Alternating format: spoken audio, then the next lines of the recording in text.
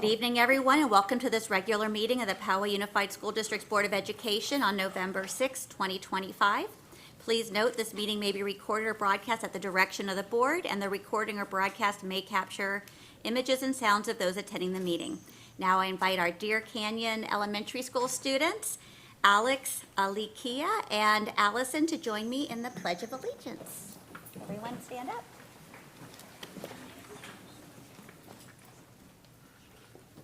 Ready, begin. I pledge allegiance to the flag of the United States of America and to the republic for which it stands, one nation, under God, indivisible, with liberty and justice for all. Thank you so much, ladies. You guys, you did a fantastic job. And now we move to the report out of closed session. Clerk Plotsky. Closed session began at 4:05. In the matter of item 2.1A, pending existing litigation, case number OAH 2025040859, on a motion by Chang and a second by O'Connor Radcliffe. The board voted unanimously. In the matter of 2.1B, pending existing litigation, case OAH 2025011049, on a motion by Plotsky and a second by O'Connor Radcliffe, the board voted unanimously. In a matter of 2.1C, pending litigation, case number 17CV02215-BEN-JLB, on a motion by Plotsky and a second by Kuvaret, the board voted unanimously.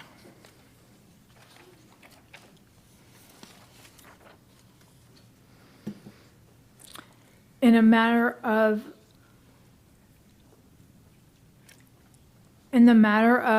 item 2.3A, employee appointment,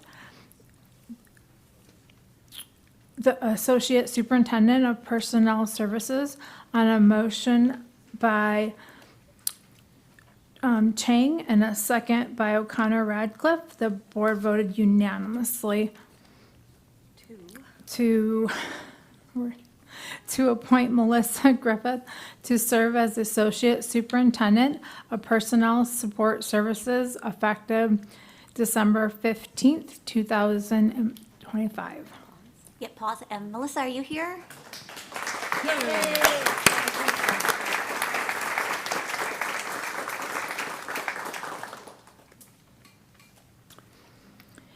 In the matter of 2.3B, in the public employee appointment pursuant to Government Code 54957, on a motion by O'Connor Radcliffe and a second by Plotsky.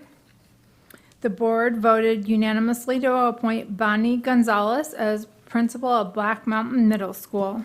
Bonnie, are you here? Can you stand up? Is she here? There she is.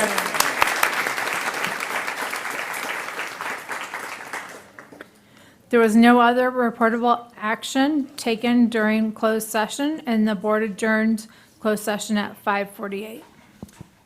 Hi, I'm sorry. Trustees, I just want to clarify for the record a couple of things. On the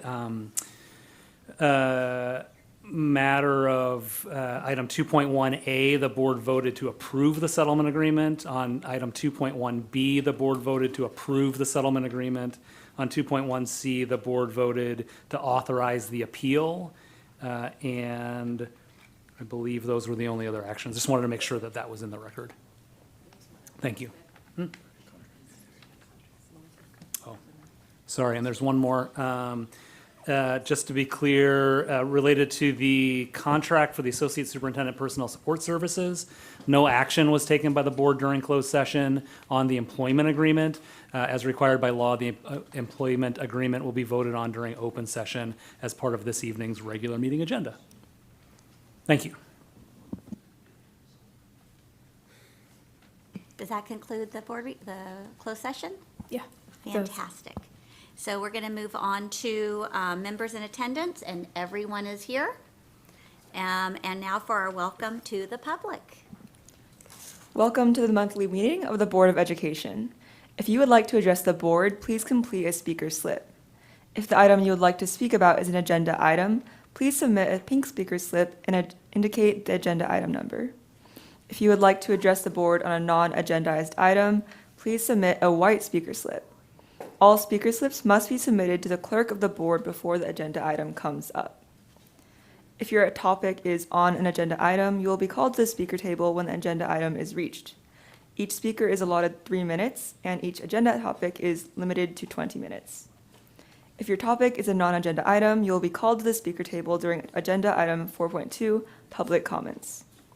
Each speaker is allotted 3 minutes with a total of 30 minutes, unless waived by the board president. Speakers may only speak on one topic under item 4.2 and may not defer their speaking time to another individual. If there are concerns regarding specific individuals, it is preferred that the speaker refrain from naming them publicly to respect their privacy. The board will accept and review any written materials that would provide more specific information. The Brown Act does not permit board action or extended discussion of any item not on the agenda, but your concerns will be referred to staff. And with that said, welcome and thank you for coming. Thank you so much. Now we're moving on to the approval of the agenda sequence. Staff recommends that we remove 6.2C, the approval of certificated substitute teacher pay for co-teacher support role from tonight's agenda. Is there any other changes to the agenda? And if not, may I have a motion to accept the agenda sequence with this change? So moved. A motion by Ms. O'Connor Radcliffe. Do I have a second? A second by Mr. Dockery. And all those in favor? Aye. Motion carries 6-0. Moving on to 4.1, our student board representatives from Del Norte High School. Ms. Lila Iñeda.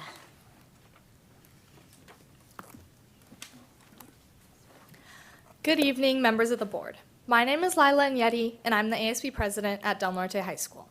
I'm very excited to be here with you tonight to tell you about what's been going on this fall trimester. First, we're running our November food drive with a goal of collecting 2,000 canned foods to donate to families in need in our community. We're already off to a really strong start, and we're excited to continue throughout the month. We also brought back our Fill the Flock program, which is our attempt to help sports with less participation, get more people out there, and it's been great to see school spirit spreading across all teams and programs. Our football military night was once again a huge success, and it's a great tradition to honor the people who serve our country. Homecoming has been another highlight this year. We had a great week of float building, spirit days, and a parade around the school, and even Design 39 students got to come and join in the fun. It was an incredible week that really brought our school together. We've also had 2 very successful pep rallies so far this year, both with great participation from staff and students, and we're excited to keep the momentum going. In athletics, we're proud to announce that girls tennis finished as CIF runner-up, field hockey won league, and football is heading into CIF round 1 this Friday. This week is finals week at Del Norte, and it's clear to see how hard students are working. Link Crew hosted a snack and study program on Tuesday earlier to help freshmen prepare for their first finals week. It's a great way to give them study tips, snacks, and support them as they take on their first high school finals. Overall, it's been an exciting and spirited start to the year. Thank you for your continued support and helping us make these opportunities possible for our students.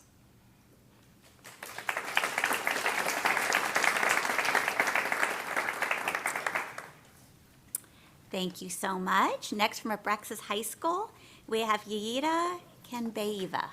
Yeah, my last name is a little hard. Hello, everyone. My name is Aida Kainbaeva. I've tried to look my best today to kind of keep up with the level of my audience, so let's start.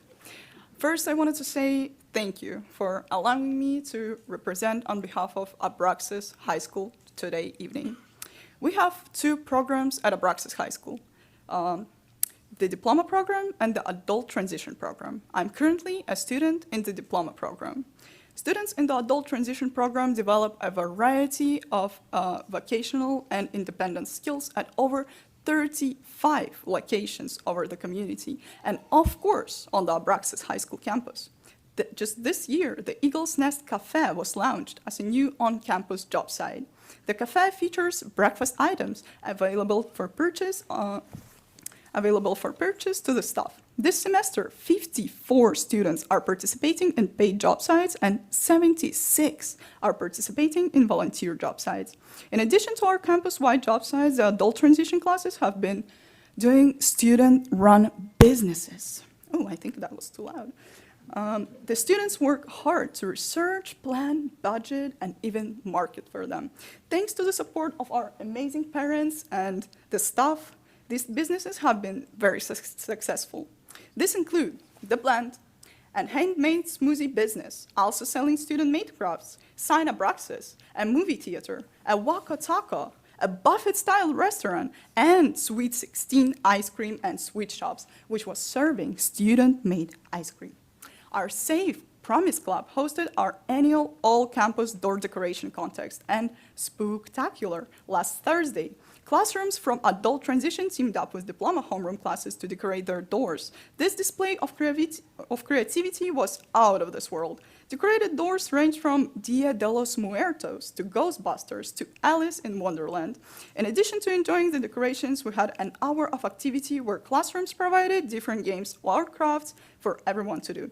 Even our principal was found deep in a competitive giant Jenga game with a group of students.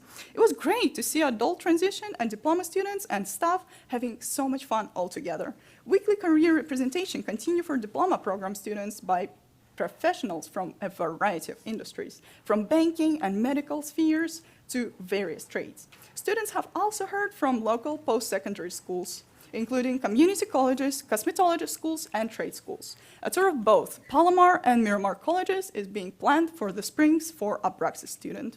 The Abraxas Garden has wrapped up a successful summer season and has now transitioned to winter crops, including broccoli, cauliflower, cabbage, and beets. We continue to donate fresh produce to food insecure families within PUSD Unified School District. This fall, agriculture teacher Bob Lutikin spoke at the Fallbrook and Wally Health Center garden clubs, both of which generously donated to support our program. The garden and culinary programs hosted the Rancho Bernardo Garden Club for a garden tour and hands-on culinary workshops, where guests made pesto hummus using lemons from our orchard and basil from our aquaponic systems. Their visit also resulted in a generous donation for our culinary program. By the way, in the kitchen, our new culinary students have earned their food handler certifications and are learning foundational skills. This week, you will find them using their newly accurate knife skills to prep onions, peppers, and tomatillos in preparation for our fall fundraiser this Saturday, November 8th. Everybody heard. Our program continues to grow students' skills in agriculture, culinary arts, and community service while nourishing the PUSD Unified School District community. Last February, the Abraxas Garden opened the Farm Stand, a monthly fundraiser in which adult transition and diploma students and staff work all together to sell produce to greater community from our Abraxas Garden, while also learning how to run a small business. The Farm Stand is open to the public every last Thursday of each month. This Saturday, November 8th, Abraxas will host a garden open house, one of two major fundraisers for our school's foundation. This week, our culinary students are using their newly accurate knife skills to prep onions, peppers, and tomatillos to make Abraxas' famous green avocado salsa, which is so tasty, which will be one of the many items for sale. We are so grateful for everybody who come out to support this big fundraiser. I also wanted to add something from myself. As a student in Abraxas, I wanted to highlight that Abraxas doesn't just teaches me how to be a better student. It also teaches me how to be a better person. This school has met me with the biggest kindness and respect. When I first came there, I saw myself as an immigrant who could never blend in and who could never have a chance to stand on the same level as a US citizen. And what now? Now I'm sitting here in front of you, my honorable audience, with my head held high and my voice kinda steady.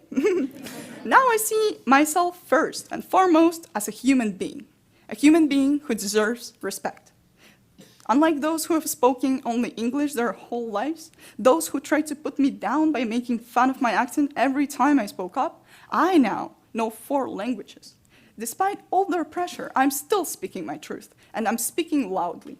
There will always be light inside of me that no one can ever replace. And thanks to the Abraxas amazing staff and students, I remembered that as long as I keep shining, the darkness will always lose. And I want to finish my speech by reminding all of us here today that at the end, always everything turns out good. And if it's not good yet, then it's not the end. That's for sure.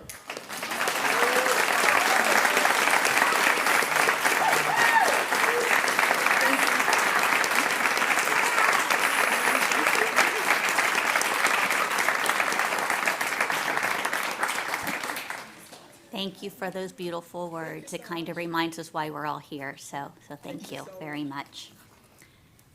All right, now we go to Black Mountain Middle School. Lincoln Palomka and Adi Dormapur Akar. Glad you guys are here.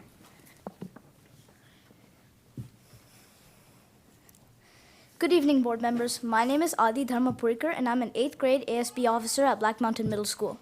My name's Lincoln, and I'm the BMMS ASB president. So today we're here to tell you about all the amazing things we've done and plan to do at BMMS. At BMMS, we strive to make every student feel welcome and safe at our incredible school. At the start of the year, we gave a warm welcome to all our students with a balloon arch, pom-poms, and big smiles.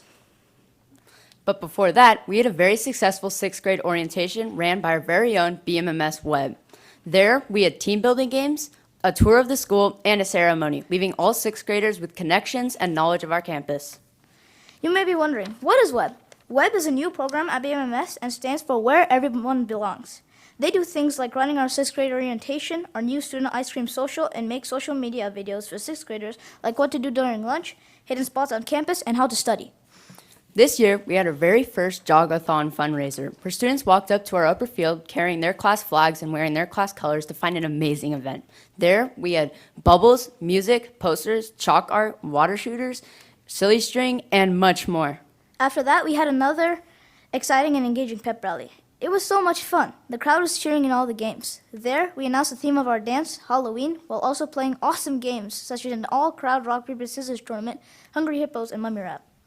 This year, our Halloween dance was a blast. It was jam-packed with fun activities such as a movie room, dancing, and my personal favorite, a haunted maze. We also opened a brand new popcorn stand, and it was a hit. But there was also delicious food and drinks available for sale, such as pizza, soda, candy, and more. Throughout the year, we have had many spirit days with themed lunch activities such as Neon Day, Wearing Pink on Wednesdays in October, and Raider Pride Fridays. Currently, we are planning a PTSA Star Wars movie night where we will be watching The Empire Strikes Back. There will be food, candy, soda, and a whole lot of fun. This year is one of the best years for school clubs so far. Currently, we have 18 clubs on campus, each led by our amazing student body. Our ACES program is also very beneficial for our students. They have so many fun activities after school, such as the homework hangout, arts and crafts, and physical activities such as walking club. BMS also has an amazing Science Olympiad program that qualified for the state competition last year, and we received 9th place. We hope to do even better this year by putting our school's brightest minds together. Our BMMS library is also run by our very passionate librarians, Miss Brown and Miss Simmons. They have so many fun activities, from ice cream socials to book fairs to arts and crafts projects. You can also go in during lunch to do fun stuff like puzzle, read, study, play games, and much more. Unfortunately, we're out of time, but still we have so many amazing things our school does. Thank you so much for supporting education. And thank you for your time. Have a great night.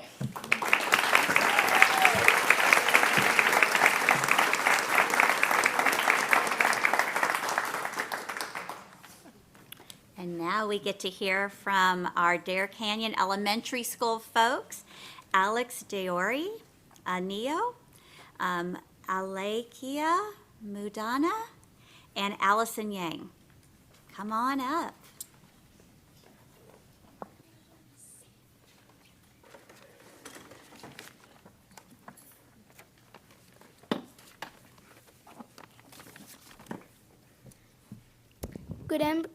Good evening, members of the PUE Unified Board of Education staff, families, and community members. We're thrilled to be here representing Deer Canyon Elementary School.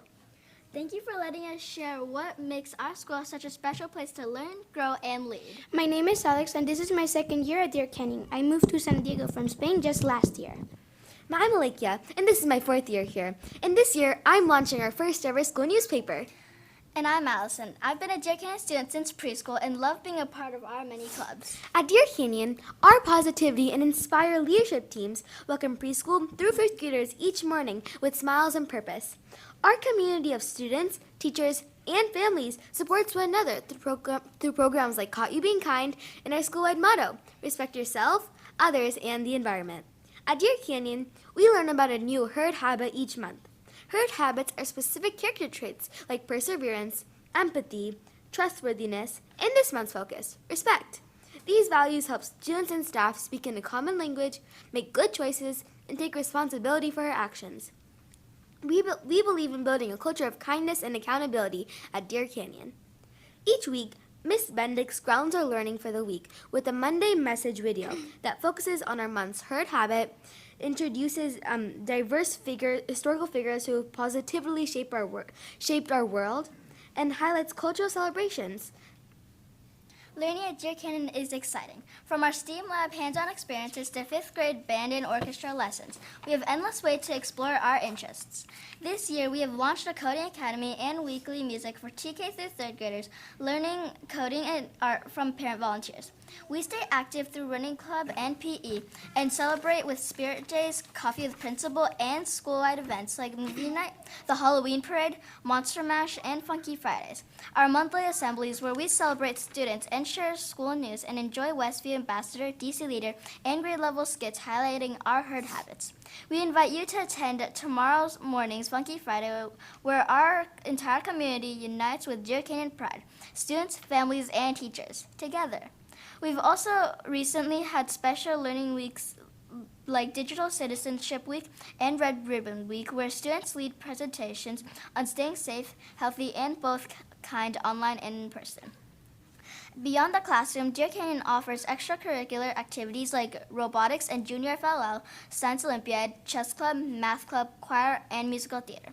The fun and learning never ends. What truly makes Deer Canyon special is our sense of community and belonging. Last month's Family Heritage Night brought our community together to celebrate the amazing cultures that makes Deer Canyon so special. This event united over 20 representative countries through food, cultural displays, dances, and colorful fashion show, with our choir performing beautifully. It was a celebration of who we are, one big Deer Canyon family. Our counselor and teachers support social-emotional growth through lessons with Mr. Daniel and Mrs. W, helping us manage feelings and handle challenges. Additionally, Deer Canyon uses restorative practices. We learn to listen, understand, and take care about others' feelings. We learn about empathy, listening, and problem solving because mistakes are a chance to grow. We also partner up with Westby and Mount Carmel ambassadors for lunchtime playdates, building friendships with our neighboring schools. At Deer Canyon, we're not just learning facts. We're learning to be kind, curious, and connected. We're so grateful to our teachers, staff, and families for making our school such a warm and inspiring place every day. Deer Canyon Elementary is truly a community where everyone belongs, and we're thankful to share it with you tonight. Thank you.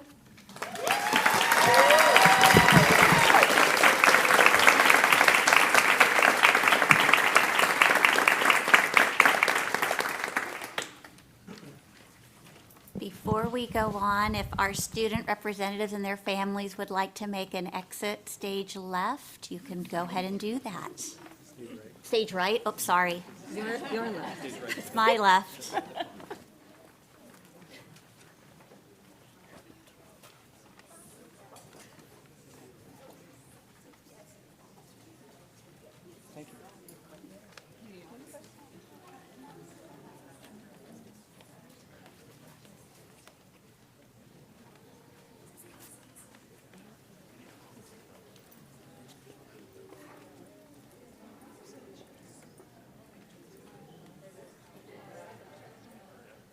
All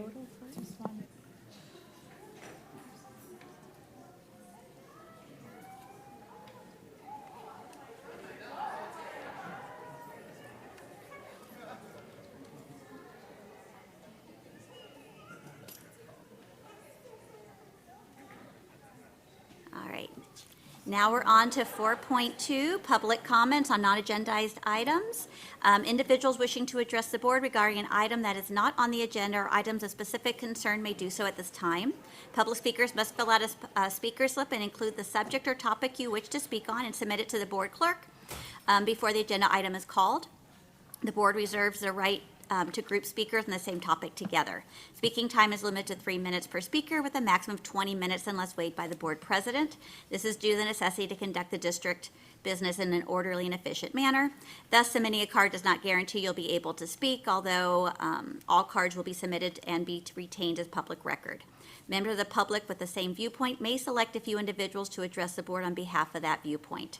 We'd like to remind you that if there's concerns regarding specific individuals, it is preferred that the speaker refrain from naming them publicly and the appropriate complaint process be obtained from the superintendent's office. The board will not allow any disturbance or willful interruption that disrupts the business of the board. We have a practice and expectation to continue conducting our meeting with decorum, respect, and civility. And with that, Clerk Plotsky, do we have any comments? We do. Hold on just a second. The first four speakers asked to come up together. Daniel Waldorf, Jen, I'm going to kill your name, Georgetta, am I close? Mika Duff and Lisa Lamberto. And I apologize because that cannot be right.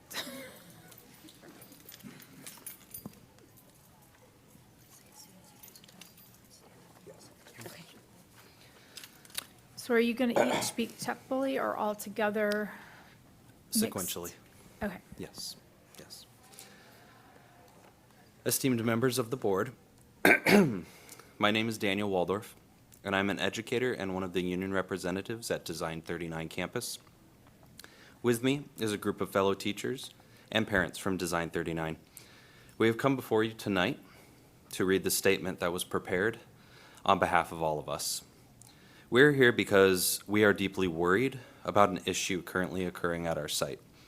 There is a rising trend at our school in which a group of parents feels entitled to impose control over classroom practices and to excessively monitor and second-guess the teachers' professional judgment. If teachers don't give in to these demands, the teachers are being openly attacked and bullied, the parents filing complaints, and then do everything in their power to have the teachers removed from their positions. This is creating an understanding that parents hold all the power and that the teachers and staff members have none, and that our jobs, no matter how well we do them, are not safe. This has occurred multiple times now on our site and is in fact currently happening as we speak. We are here in support of our friend and coworker who is currently under investigation. And we are here because we are all worried that we could be next. The teachers being attacked are hardworking, dedicated individuals who come into work every day and give their all to the students and community and who do the very best they can under difficult circumstances. Their reward for this is to be questioned, scrutinized, vilified, and forced out of the jobs they love and have given their lives to. This is a job that takes everything out of you. This is a job that can only be described as a labor of love, which requires blood, sweat, and tears to do effectively. There is not a single staff member standing here tonight that does not take this job home with them at the end of every school day, that does not spend their personal time worrying about their students, and who has not lost sleep over this job. And now these amazing individuals have one more thing to worry about and lose sleep over, and it has nothing to do with helping children and everything to do with the possibility of being targeted by parents. Our colleagues are walking on eggshells, terrified to do what needs to be done out of fear that the tiniest thing they do will put them under a microscope and be the catalyst for an investigation that takes them away from the jobs that they are so passionate about. The people working so hard for these children and this community are human beings.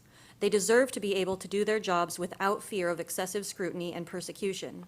They deserve to be treated with respect as the experts in their field and not have every single action they take questioned and attacked.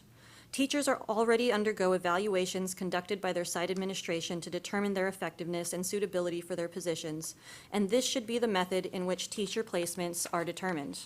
Yes, parents have rights, but teachers have rights too. And when parent demands become unreasonable and unmanageable, we need the district to help support us in creating a culture of reasonable expectations and boundaries so that teachers can focus on what matters most, the students. We need you to understand that it took a lot of courage for us to come here together tonight. And it is deeply concerning that despite all of our support from most of our families, the largest majority of our families, the actions of one or two disgruntled parents can affect the whole campus, the classroom and the campus. It affects all of us.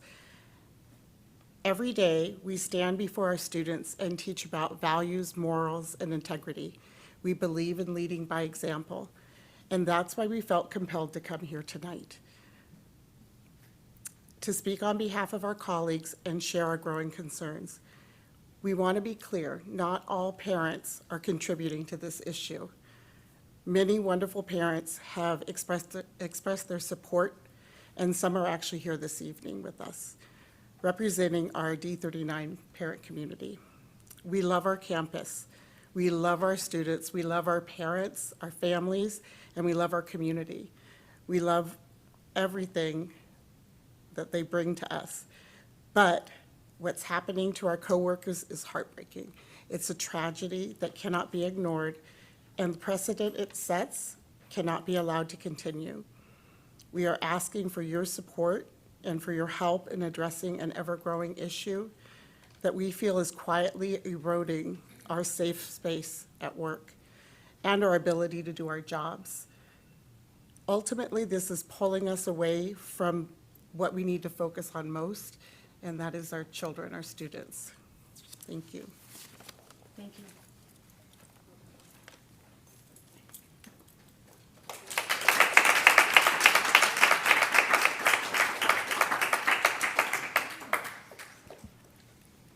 Linya M.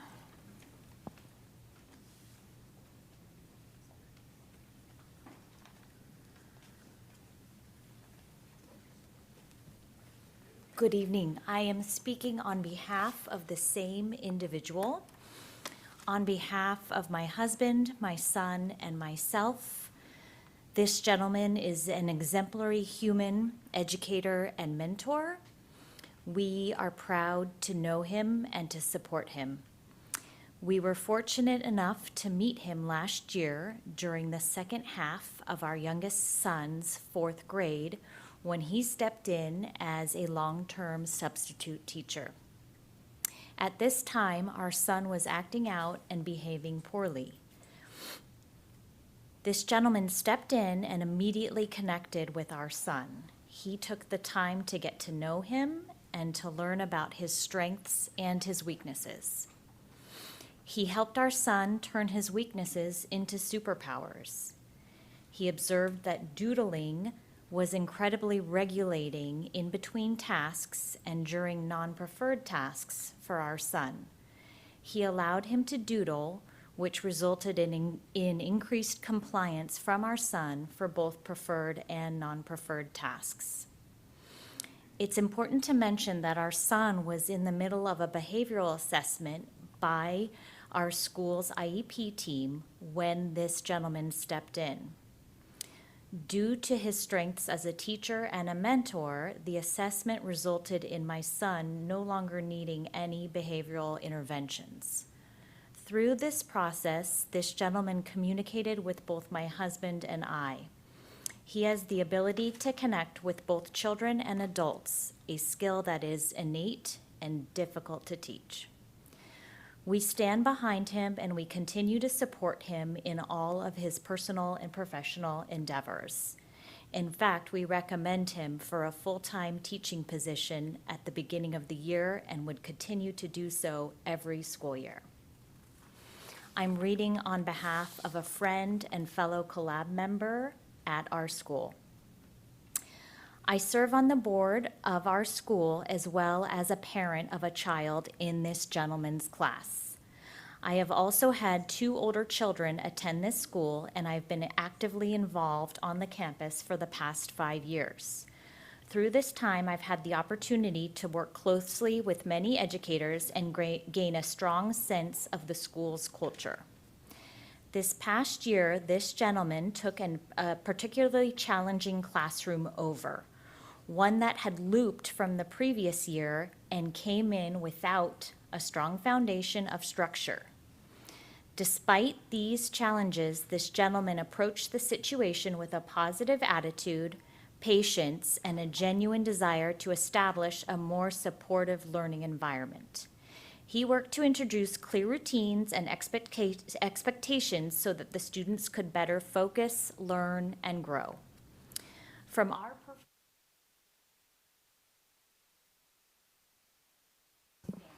I'm sorry, but your time is over on that one.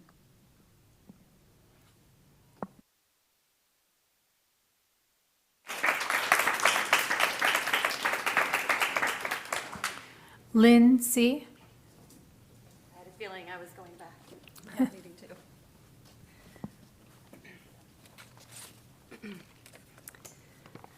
too. Yes, hi, my name is Lynn, and I, as well, speaking about the same situation that's happening at Design 39. I am a parent and multiple other hats I wear at Design 39. I want to just read a brief statement that I've written, and then if I have time, someone else's. Good evening, members of the board, administrators, and community members. I stand before you tonight to speak from the heart, not only as a member of the school community, but as someone who has witnessed the extraordinary impact of a truly remarkable teacher. This gentleman is dedicated, patient, and a compassionate educator. He has gone above and beyond for our students. He has guided them through challenges, both academic and personal, supported them with understanding and care, and helped so many discover their potential when they couldn't see it themselves. His classroom is not just a place of learning, but a place of belonging. Last year, and again this year, this first grade LED has continued to model what great teaching looks like, fostering curiosity, empathy, and confidence in every learner who walks through his door. Students feel seen, valued, and capable because of him. Many have said that he made them believe in themselves again, and that kind of impact can't be measured by parent complaints. It is measured in the hearts and minds of the young people he teaches every single day.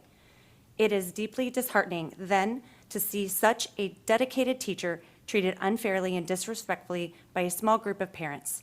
Their voices, though few, have cast a shadow that does not reflect the truth of who he is or the tremendous difference he makes in our school. It is important that we not allow the negativity of a few to outweigh the gratitude and respect of many. This gentleman is one of the backbones of our school. He gives his time, his energy, and heart, and often at great personal cost, because they believe in our children. Our teachers at D39 deserve our support, our trust, and our protection from unjust criticism.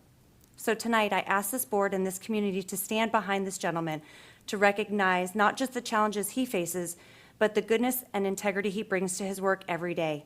Let's make sure he knows that the majority of us see him, appreciate him, and believe in him. We owe it to our students to support the teachers who nurture them, and we owe it to our teachers to make sure they are treated with dignity, respect, and compassion they so freely give to others. And then I just have a quick little snippet from somebody else. This parent wasn't able to come as a Design 39 campus parent, local business owner, member of the City of the San Diego Historical Resources Board, and an advocate for women and the AANHPI community through government affairs. She is deeply involved in the regional civic and educational ecosystem. She wishes to be here, and she can confidently say that this gentleman is an asset to the Poway Unified School District and to the broader San Diego community. His influence helps shapes not only the capable students, but compassionate, well-rounded young citizens. Thank you.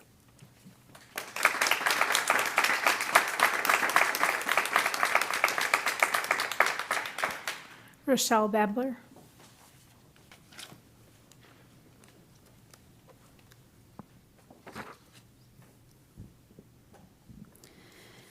Good evening. I'm here to address two serious legal issues that are impacting our district. First, the Supreme Court ruled in March 2024 and the Ninth Circuit upheld it in May 2025 that public officials can be sued for blocking critics on social media. In Poway, this just cost our district over $1 million in attorney fees for parents that were blocked due to trustee Michelle O'Connor and former trustee TJ Zane's actions. This does not include the possible millions more to defend these trustees. For Michelle, this censorship was just the start of legal fees. She has also shielded Superintendent Marion Phelps for months during the Clappergate scandal, despite Phelps bullying, harassing, threatening dozens of athletes' graduations, and not protecting softball athletes their senior year, all of which then triggered several lawsuits, despite the fact that the board had overwhelming evidence to take care of the bully from the beginning. Those lawsuits will most likely cost the district many hundreds of thousands or millions as well. Oh, and let's not forget the 2017 lawsuit exposing Phelps's rigged hiring. Michelle backed it anyway, wasting even more district funds on defenses. These aren't just mistakes, they're betrayals. Michelle treats PUSD's budget like a blank check. To the community, especially those who might be laid off, will we tolerate a trustee who prioritizes power over principle? Our kids deserve leaders who protect them, not those who bankrupt us with legal battles, so I demand Michelle O'Connor Ratcliffe's immediate resignation. Her track record of violations, mismanagement, and shattered trust makes her unfit for this seat or for board president next month. The second issue is on Title IX. Myself and many other parents have repeatedly asked that this be put on the agenda, but our superintendent and board president repeatedly failed to do so. I emailed several board members, and the response I received was that this incredibly important issue has been tabled because it is still being litigated. This is a cop-out and passive stance. We already have a clear federal mandate under Title IX to protect equal athletic opportunities for girls. 3 of our current board members failed to protect student athletes from a bully superintendent, and we now face a similar pattern of inaction, failure to protect. Our girls deserve more than anxiety about future rulings. They need certainty now. Thank you.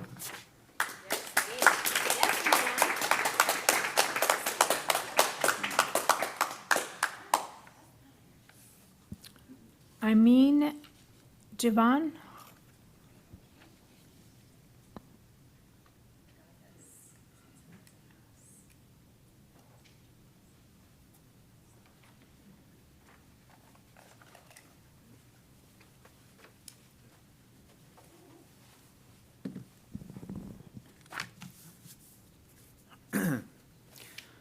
Good evening, everyone. My name is Imri Givon, and I am a parent of a kindergartner at Sunset Hills Elementary School. This year, our kindergarten class has experienced multiple instances of unsafe, violent, disruptive, and disrespectful behavior, creating an environment that does not feel safe to send my daughter to. Yesterday, a student said he wanted to kill my daughter, a threat I do not take lightly, especially given that this student has repeatedly created toy guns to shoot my daughter and exhibited multiple additional acts of physical and verbal aggression towards adults and students in the classroom. Violence in the schools, including school shootings, are unfortunately very real and very scary. Despite the young age of these students, they are capable of hurting each other with weapons found at school or brought from home. And as we know from recent news, in the case of Abby Zwerner, this can include things like access to firearms. Unfortunately, I do not feel we have proactive support from site-level leadership to effectively address these safety concerns. I tell my daughter that my #1 job is to keep her safe, and this is why I am here tonight. My request to the board is to take direct and transparent action in the form of 1, immediate additional support provided to the classroom in the form of staff specifically trained to handle behavioral issues. 2, a formal independent safety assessment of our kindergarten classroom with published findings. 3, a new evaluation of the effectiveness of the CSTAG process with shareable findings and suggested improvements. I am also formally requesting a status update on your next agenda. Thank you very much.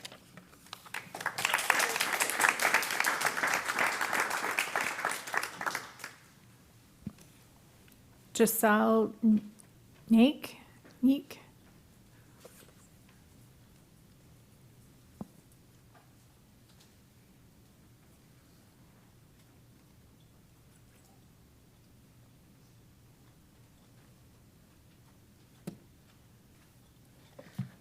Good evening.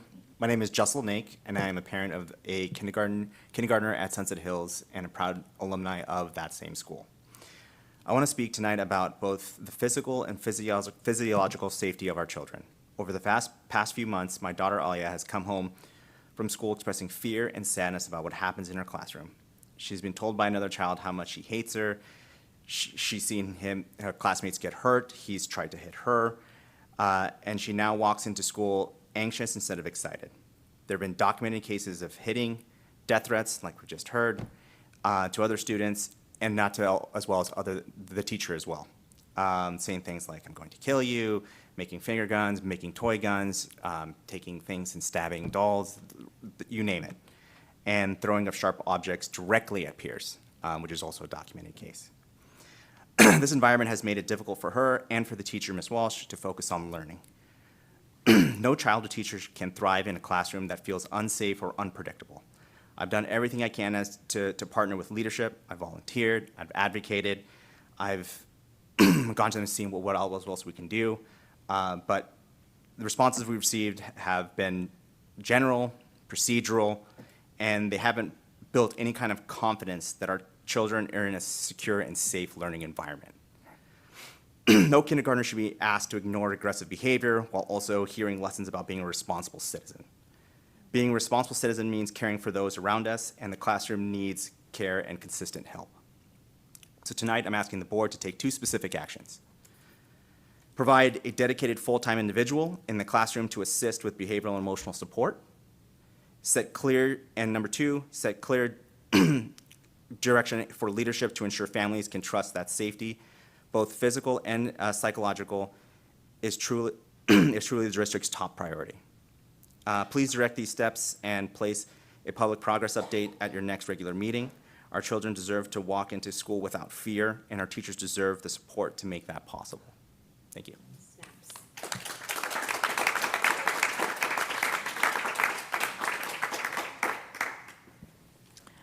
John Bushy.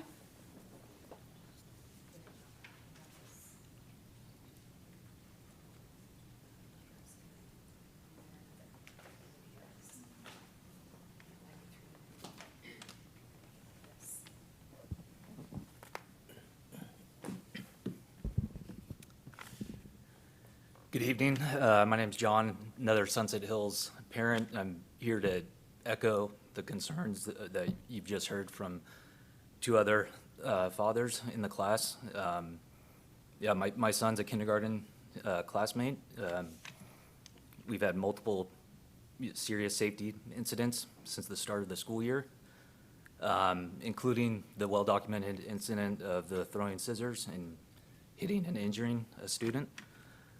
I personally volunteered several times since learning about some of the incidences. Started going in there September 23rd. Been going in a week, once or twice a week ever since. I've seen, the disruption. It's 100% of the time, unless someone is in there one-on-one with the student. And the children, I see it every day. I love being in there, but, seeing the children anxious, the fragmented learning, is unsustainable. We're 3 months into this school year. Honestly, what else needs to happen? What else needs to happen in order for permanent changes to be made?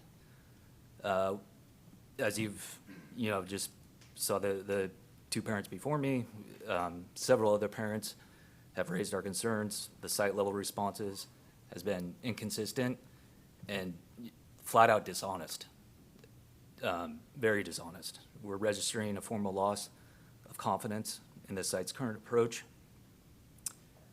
My requests to you as the board are, number one, protect our children. protect the teacher. We need a district staff in the room right now, one-on-one. We need publications of one-page trauma-informed route and with witness safeguards.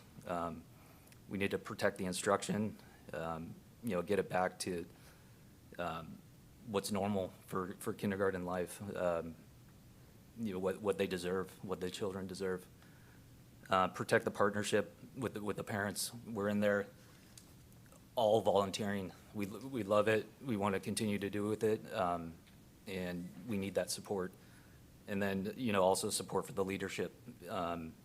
Assign interim administrative support at Sunset Hills when they need, for what they need to make sure this, gets resolved as soon as possible. Thank you for your time.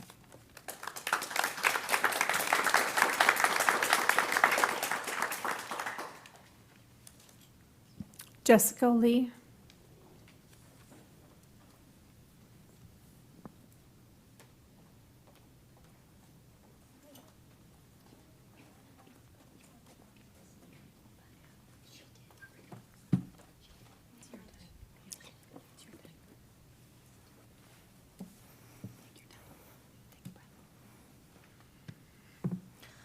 Good evening, President, trustees, and Superintendent Churchill. My name is Jessica Lee, parent of a kindergartner at Sunset Hills Elementary.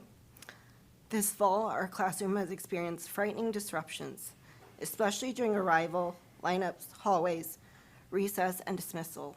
Young children have watched adults scramble, and at home, the question has become, is it safe to go to school? That is not what kindergarten should feel like. After I raised safety concerns, I received a late-night message pausing my approved volunteer access. The timing and tone create an appearance of retaliation and risk chilling parent participation when families are trying to partner with the school. My requests are specific and doable. Number one, immediate district staffing during high-risk blocks in this kindergarten classroom. Arrival, lineups, hallways, recess, dismissal, staffed by district employees until stability is demonstrated. Number two, a written, non-identifying trauma-informed protocol for kindergarten. Who responds, where peers go, a brief neutral class recovery script, a nearby calm space, and witness safeguards that avoid compelled face-to-face contact between a young victim witness and the involved peer. Teacher wellness and relief coverage following major events. Number four, transparent volunteer decisions. State the policy basis and review timeline. Affirm non-retaliation and cover the lost adult support with district staff during any review. Please direct these steps and place a public progress update at your next regular meeting. Our children deserve classrooms where safety is felt and learning time is protected. Thank you.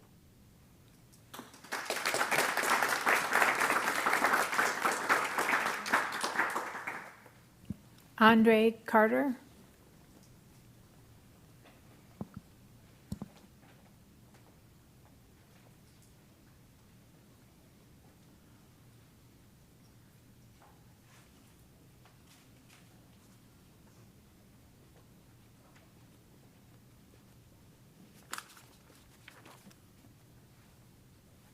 Hello, thank you for the time to speak. I'm a father of 4. 2 of my children have already been through the full school district from elementary to high school. They're now in college and living their lives, doing quite well. I have full faith and trust that the school district will do the best it can in the situation. I am now also the father of 2 twins who are starting their journey in kindergarten. And just like the other parents that you've heard, first thing I would like to say is I second their recommendations for what can be done. My primary concern in this is dealing with the banning of the parent that just spoke for something that doesn't make sense to me. It seemed to be a zero tolerance response.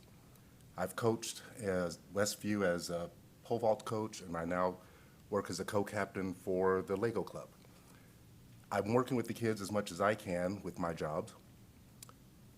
When a child makes a mistake, we typically give a warning and then we provide a punishment afterwards. What I've seen in this regards makes me nervous about how I will be treated if I see something that happens and I need to speak to other parents as well as the district, and the response that would be given, would I just be cut off from being able to interact, or would there be a warning and explanation, some form of education of what happens? So I would like to see the ban for the parent to be changed to a warning and understanding, sorry my throat, to explain how they could do better versus just cut off. This person had made time to support the teacher. That's an in-room person that is helping with some of the behavior that's occurring. So that is one of my personal requests, beyond seconding everything that everyone else has said. In addition to that, I'd just like to say thank you for giving us the ability to come speak and understand that there will be something done. I did make a call to the district. I did not receive a call back in the same day as I had been told, and that's why I'm here today, making my case and my point up front with everyone here. I'd have full faith, as my first two children have done extremely well and are continuing to do well, and they're making a positive impact on the world. And I expect that my younger two will do the same, with your help and benefits. Thank you.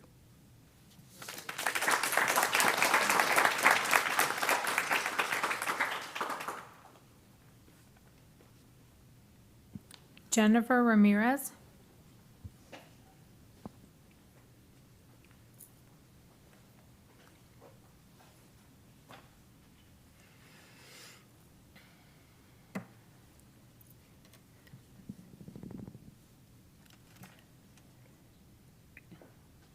Safety first, fidelity always. Good evening, President, trustees, and Superintendent. I'm Jennifer Dahlquist Ramirez, a district and family ally, a 32-year educator, and a 15-year consecutive Sunset Hills parent with 4 Poway children, 2 of whom are graduates. In my career, I've led educators run special programs on comprehensive campuses, delivered content instruction, and worked across public and non-public schools, juvenile court schools, general ed, K through 12, content classes and special day classes, from the least resourced communities to the most resourced. I don't theorize about systems. I've lived them. Simply put, we share the same goals: safe classrooms and faithful, consistent implementation of high-quality instruction and holistic student support. We can achieve this together. At Sunset Hills Elementary, adults witnessed and reported classroom threats towards a teacher, volunteers, and students. Families then received well-intended but boilerplate replies, monitoring needs with no accountable plan, no timelines, and inconsistent in-room support. That does not restore safety or trust. And as Abby Zwerner verdict issued today, if that does not prove to the nation that when credible warnings are not acted upon, people are harmed and your liability will follow. We can and we must choose a different path, one that is swift, transparent, and supportive. At Black Mountain Middle School, fidelity and staffing gaps abound. My daughter has federally protected 504 accommodations. They exist on paper. They have never, ever been implemented. Teachers are not trained to understand or implement the plans they are legally required to. Leadership transitions and a year of substitutes do not waive legal responsibility, Mr. Churchill. Access must be real every period, every day. What should happen now should be collaborative, clear, and measurable. And I second the recommendations made. I am here for both this district and for families. I want to be the bridge, and I will keep offering solutions and training to Poway. And I will keep hoping.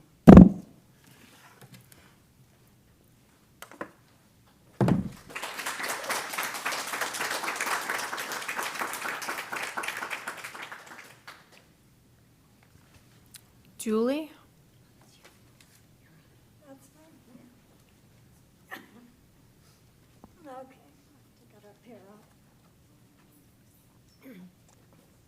Okay, my name is Julie Young. I'm a registered nurse, and I believe in the Hippocratic Oath that all doctors must take, do no harm. Hormones, surgeries, removing healthy body parts do great harm.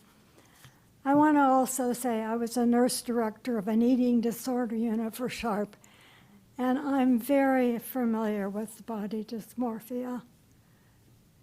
And I'm just very sad that hormone surgeries, removing healthy parts, doing great harm.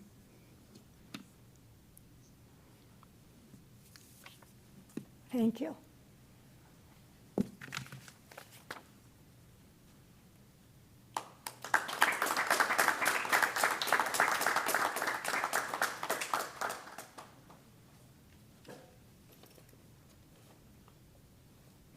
Beth Burke.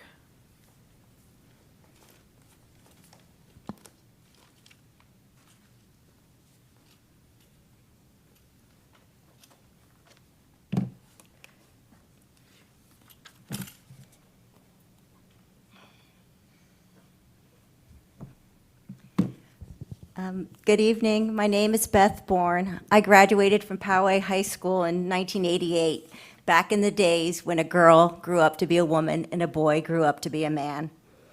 According to the California Healthy Kids Survey results for 2023, 1 out of every 20 students right now in Poway High School believes they're transgender or gender questioning.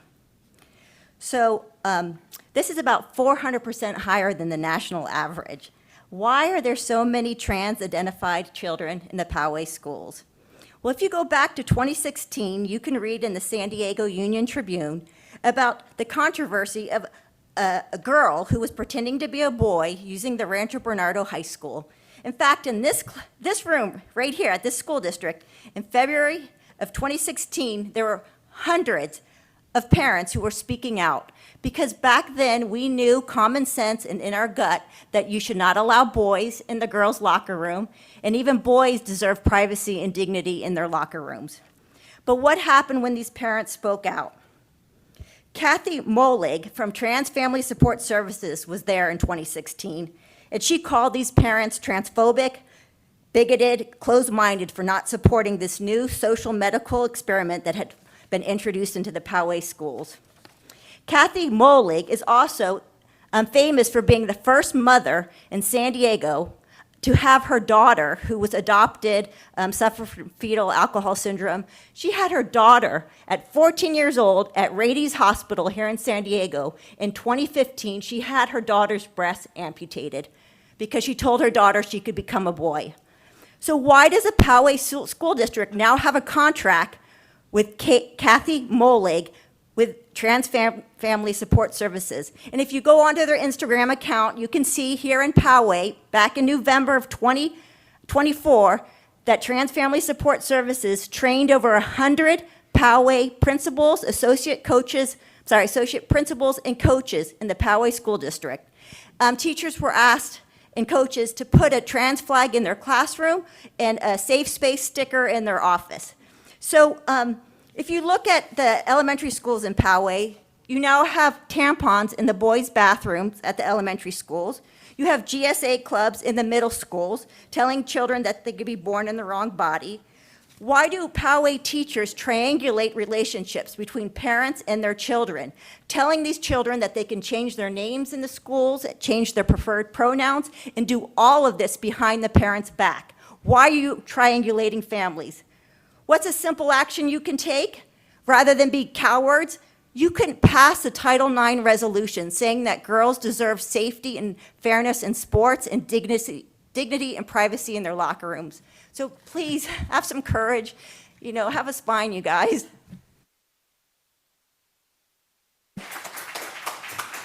So I've noticed we're at our 30 minutes cutoff for public comments. How many more comments do we have left?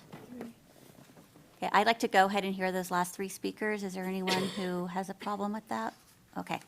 We're going to continue on with the last 3 speakers. Atina Hazan.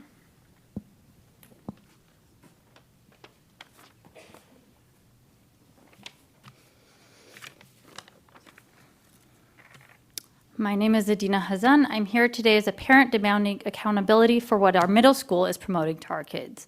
I recently stumbled on the banned book poster display at Twin Peaks Middle School. This display encourages students to, quote, jump on the bandwagon and features 4 titles. 3 of them are indefensible for this age group, and the 4th turns the entire exercise into mockery. The first 2 books, as literally written on the display, explore sexual abuse, rape, incest, and substance abuse. These are not coming-of-age stories. They are explicit, obscene themes. No 12-year-old needs a library display to introduce them to incest. That conversation, if it must happen, belongs at home with parents who knows the child's maturity and emotional readiness. The 3rd book claims it was banned because it includes racial differences. That's a lie. This book pushes a framework of equity and themes of systemic racism at school, echoing critical race theory. The author herself states, my entire writing career for both adults and children has been about promoting equity and social justice. That is not neutral education, it is indoctrination. Parents have the right to expect our schools to teach without embedding ideological warfare in the school culture.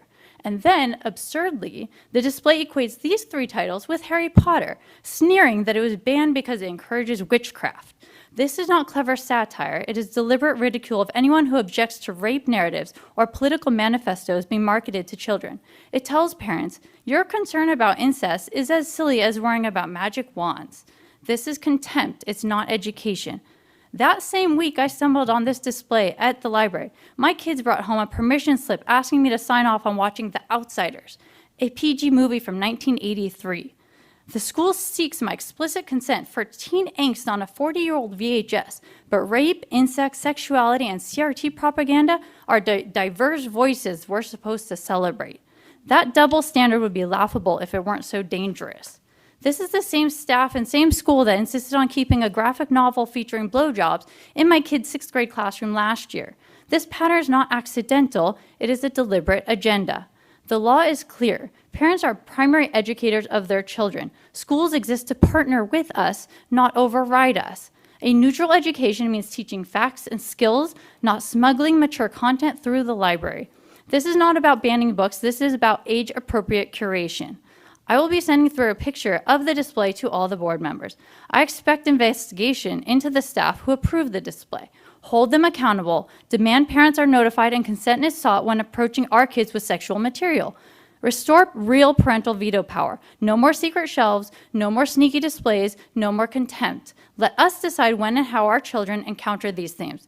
Our children have exactly one childhood, and these staff school folks are stealing it for their ideological points and propaganda. Thank you.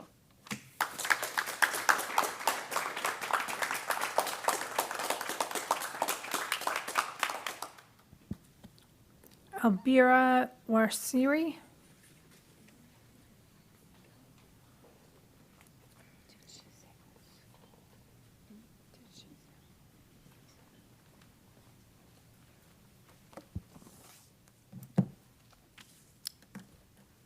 Good evening, everyone. So I stand here before you today as a concerned Muslim parent of 2 children attending PUSD to highlight issues affecting students and school communities. CARE recently released, in partnership with the Center for CARE stands for Council on American Islamic Relations, in partnership with Center for Prevention of Hate and Bullying, and highlighted alarming trends affecting Muslim students in California schools, and bringing home the point that Islamophobia remains a serious and ongoing concern impacting Muslim students' safety, sense of belonging, mental health, and academic performance. Key findings of the report are 50% of students experienced peer bullying due to their religious identity. Nearly 30% reported offensive and inappropriate behavior from school staff, including remarks and biased teaching practices. Most students did not report incidents, often feeling undervalued, fearful, and unsure of reporting procedures. Only 8% sought support from school counselors. 43% of students missed school due to bullying, double the national average. The study also identified 5 themes that reveal the broader challenges Muslim students face: verbal harassment, lack of safety, belonging, emotional comfort, biased curriculum and teaching practices, underreporting, and lack of trust in reporting systems, and gaps in support from school counseling services. Muslim students across PUSD have faced microaggressions, and their complaints of bullying have been mishandled, even as recently as last week. The commitments made to the Parent Equity Committee last year have not been fully carried out, or if they have been, then they have not produced the intended results, leaving Muslim parents without a consistent platform to share concerns. The complete absence of DEI leadership shows that these issues are not being prioritized and that equity initiatives are not being effectively implemented at PUSD. Despite repeated outreach from Muslim parents requesting meetings with PUSD district members, only one district staff member has met with them this year. These findings underscore the urgent need for culturally competent support systems, and I urge the PUSD board and superintendent to act now to bridge these gaps, support our students, and ensure every child can learn in an environment free from fear and discrimination. Thank you.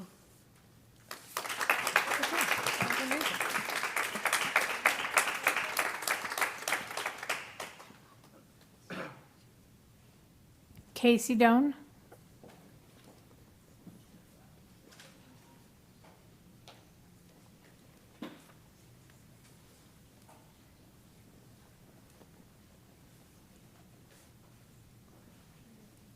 Good evening, Board. My name is Casey Doan. I'm a parent of 3 biracial children in PUSD, and I'm here on behalf of Just Education Collective. We're an organization that works with families and educators across San Diego to advance equity, belonging, and justice in public education. You haven't seen me at recent board meetings because, frankly, I've been deeply disappointed in the district's rollback of DEI, the very efforts that once made Poway Unified a model of courageous leadership in this county. I want to thank our previous speaker for her courage in naming the Islamophobia that Muslim students and families continue to experience here. Her words echo what we hear from families across marginalized communities in San Diego. They don't feel safe or supported in our schools. When a district eliminates its equity director, when it loses multiple leaders of color, and it maintains partnerships with organizations like the ADL, a now widely discredited organization that works alongside the Extremist Heritage Foundation to advance Project ESTA and Project 2025, both of which seek to undermine and defund public education, it sends a clear message. When PUSD sends BSU students to student panels and Del Norte Equity Alliance to speak at conferences, I listen to these incredible students because they share that they need more educators of color, that they want to be represented in curriculum, and that they long for every identity to be welcomed and affirmed on campuses. You uplift them rightly on those stages, but your actions show that you're not truly hearing them because your recent decisions move us in the exact opposite direction. The message is felt deeply by students and families. To Muslim, Black, Indigenous, LGBTQ students, students with disabilities, those from immigrant or low-income families, these choices communicate that their belonging is conditional.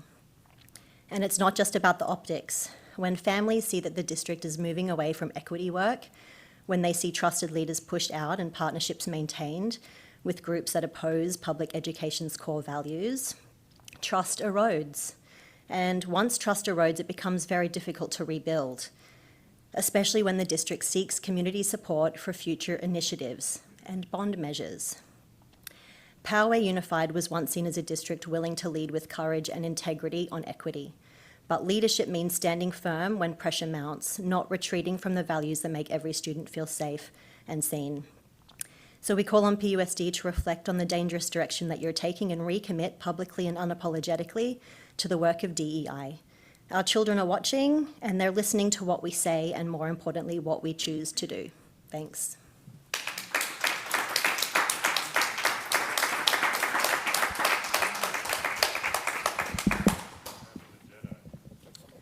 That's all the public comments. Thank you, Clerk Plotsky. That moves us on to the consent calendar. We can start at the end with any items to pull from the consent calendar. Anyone down at the far end? Mr. Chang, do you have anything to pull? No? Heather, you said you, Ms. Plotsky, sorry. I do. 53B and 54B. I'm sorry, 53B is in boy? Yes. And 53D is in dog?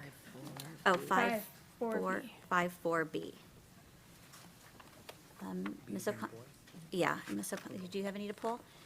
So do I have a motion to approve the consent calendar with the exception of 3B and 4B? So moved. Can I just check? Does the latest agenda reflect the removal of, what's the item? 2C? Yeah, I do not have a 2C on my okay, agenda. all right, thanks. Okay, so we have a motion to approve with the exception of those two items. Do I have a second? I'll second. A second by Ms. Plotsky. All those in favor? Aye. Aye. Motion carries 6-0. And now we move on to 53B.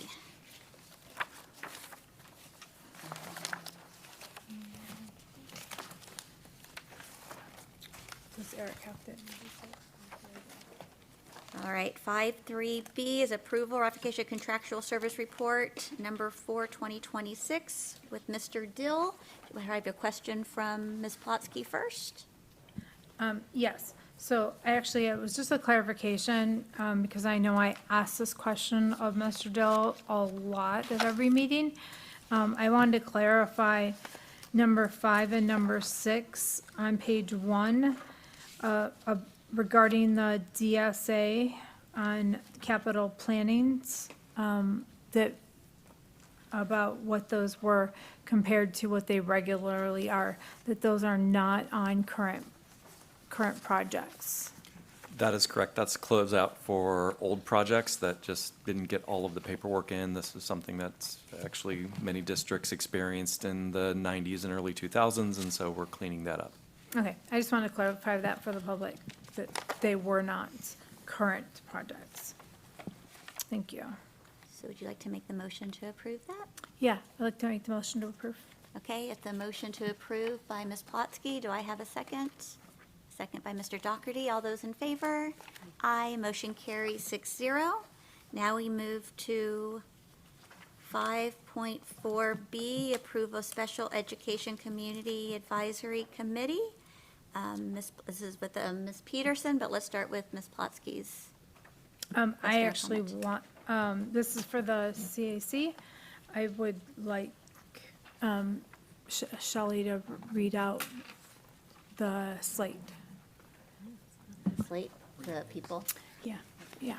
So the names listed on the agenda, those are the names of the new members who were seeking approval for tonight from our board. The committee also consists of Luis Ojeda, who is the CAC chairperson, chair governance, Dan Roth, also CAC co-chair, Chris Coriat, CAC secretary, chair communications, Rosabelle Agbiani, chair community outreach and special events, Andrea Rodriguez Chamberlain, chair membership and outreach, Dr. Dina Harris, chair fundraising, Cheryl White, chair education, Dr. Nicoletta Frankenstein, chair wellness, Andrea Roberts, Mona Pariksha, Bryn Dean, and then our members that we're hoping will be approved tonight, David Choi, Tara Lisicki, Michael Matsuda, Jolynn Pineda, Maureen Johnston, and Felicia Iglesias. Fantastic. I just wanted to have the slate read out. This is a advisory group to the board that does an immense amount of work for the district and for the special ed community. And I just wanted to thank them and the new members, as well as the new committee. So thank you. I just wanted them recognized. So I make the motion to approve. All right, on a motion by Ms. Plotsky, a second by Ms. O'Connor Radcliffe. All those in favor? Aye. Aye, motion carries 6-0. Okay, moving on to 6.2. I'll go ahead and read this whole thing first. Hold on, yeah. Just a second, making sure we're following the rules here. This is 6.2A, consideration approval of contract of employment for Associate Superintendent Personnel Support Services. Yep, you can read that. Yep. All right. Item 6.2 relates to the board's consideration of the employment agreement for Melissa Griffith to serve as Associate Superintendent of Personnel Support Services for Poway Unified School District. Prior to taking action, the Government Code Section 54953 requires an oral summary of the salary schedules, or compensation paid in the form of fringe benefits provided to a local agency executive be presented during open session of a regular meeting in which the final action is to be taken. The following is an oral summary of the recommended financial terms of the Associate Superintendent's employment agreement with the PUSD Governing Board. 1, the Associate Superintendent Personnel Support Services, Melissa Griffith. 2, the term of contract is December 15th, 2025 to June 30th, 2029. 3, the annual salary of $236,200, which is step 7 of the Associate Superintendent salary schedule with a step advancement following satisfactory annual evaluation. 4, additional elements of compensation include 26 vacation days, 12 illness days, longevity salary increases as provided to other management employees after 10, 15, 20, and 25 years of service, health and welfare benefits as provided to other certificated management employees, life insurance policy benefit of $200,000, membership to one professional organization, the Association of California School Administrators, and reimbursement for actual and necessary expenses incurred within the scope of employment. Is there a motion to approve the employment agreement for Melissa Griffith to serve as the Associate Superintendent of Personnel Support Services for Poway Unified School District? A motion by Mr. Chang, a second by Mr. Doherty, and all those in favor? Aye. Is this one that our student board member can do as well? Yes? Then we're going to say 6-0, but at personnel? No. We think it's 5-0, but we are happy that you paid attention. Do we need to do a roll call? I'm sorry, we have to do a roll call. So Mr. Chang obviously was a yes. Mr. Doherty, yes. Heather Plotsky, yes. Ms. O'Connor Radcliffe, yes. And myself. So that is unanimous, so welcome. All right, now back to another page here.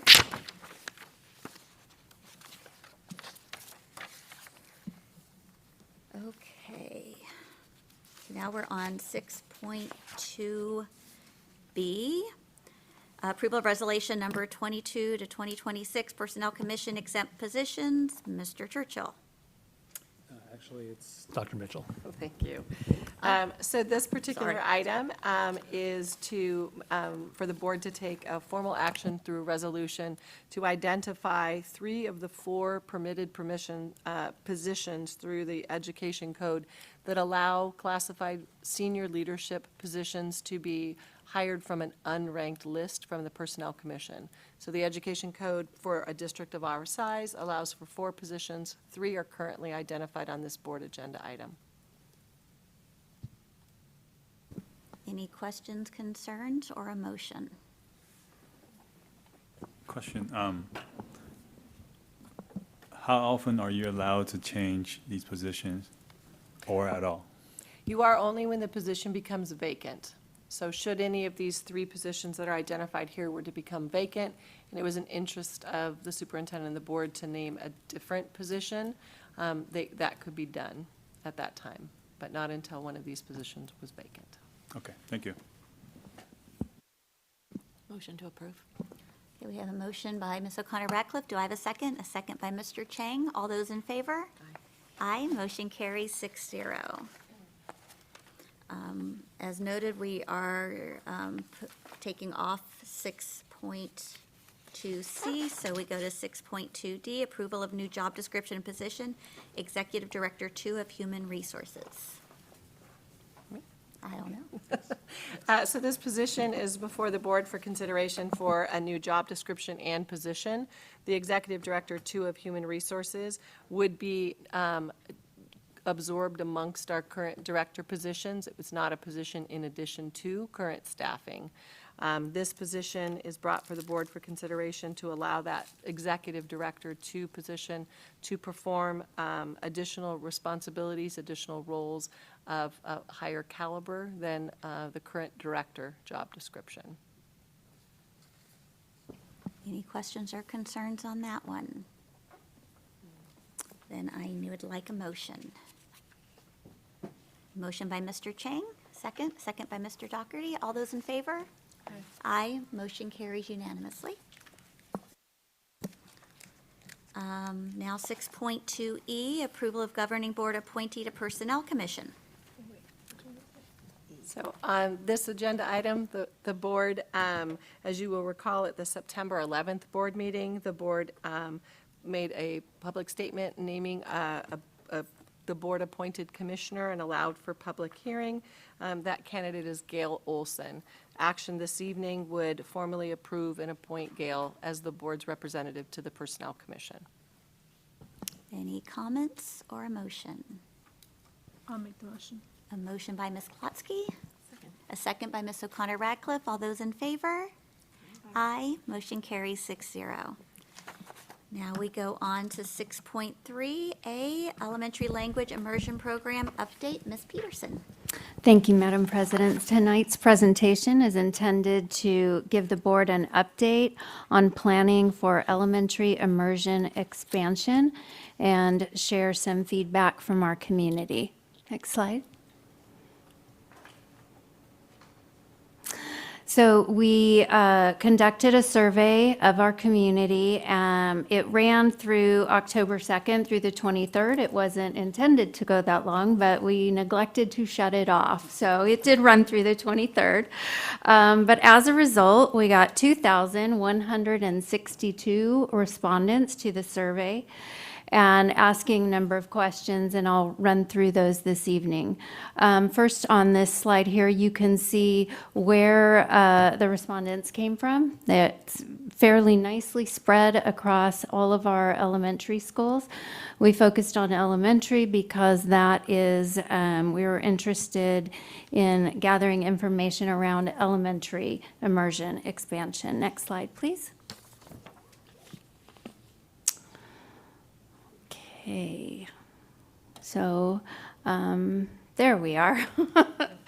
On this slide, what you can see is we were interested in gathering information about what year do you have students moving into for the 26-27 school year. So trying to determine, is it an interest, is an immersion program an interest only when we have students entering school for the first time, TK or K, or really does interest remain across all grade levels, and if perhaps your students have even already moved on to middle or high school. Next slide, please. So asking our community, is it a priority for students to become multilingual learners through an elementary immersion program? And you can see 82% of those responses were yes, 18% no. Next slide, please. Of the 18%, is there a desire to have students become multilingual learners in middle school or high school foregoing an immersion experience? 89% yes, and then 11% no. Next slide, please. We asked about geographic location. Were we to expand our immersion program? And as you can see on this slide, 60% of respondents indicated that west of the 15 is desirable, with 40% indicating east of the 15. Next slide, please. And then asked about language preference. Overwhelmingly, Spanish was the desired target language, were we to expand, with Mandarin at 20%, and then other languages at 20%. And you can see that breakdown on the next slide, please. And those percentages are fairly small, with a group of preferred languages being less than 1% indicated down there at the bottom. Next slide, please. So given that information, we're recommending that in thinking about expansion, we would choose a site west of Interstate 15 with a target language of Spanish. We would begin the enrollment offering in TK and recommending a 90-10 immersion model, which essentially means 90% of the day spent in the target language in the first 3 years, and then actually 4 years. And then that percentage shifts as students enter 3rd, 4th, 5th grade. The percent spent in Spanish would decrease, percent spent in English increases. And a recommendation to begin that in the 26-27 school year. Next slide, please. And then potential fiscal impact due to attrition. Naturally, our upper grade classrooms, they tend to lose some enrollment. However, we see that happening with our Mandarin program. So those class sizes are a little bit smaller than we have the ability to load classes at in 4th and 5th grade. But our Spanish immersion classes at Valley are actually pretty steady. And then we would need to fund, starting at TK, it would mean opening 2 more classrooms, so funding furniture costs, which is about $16,500, and then curriculum costs to get the classroom up and running about $9,500. Next slide, please. So our next steps would be to finalize the school site and host staff and community meetings so they understood the opportunity and impact at a school site within their community. Second would be to align prioritization, the draw and enrollment processes with current practices existing with our immersion programs at Adobe as well as Valley. Valley currently doesn't offer immersion in TK. They start at kindergarten, so next year we would offer immersion in TK at both school sites. And then third, there is a need to examine and align middle and high school language pathways to ensure that once our students have spent 7 years by the time they leave elementary school, they have a very high level of proficiency. So we want to ensure that as they move on into middle school, there's a program to receive them. And we would expect that occur in content areas so that they can continue that proficiency, that level. And we would also look to see what the implications are as they move on into high school, what levels would be available to those students continuing on in those languages, and how quickly could they get that state seal of biliteracy.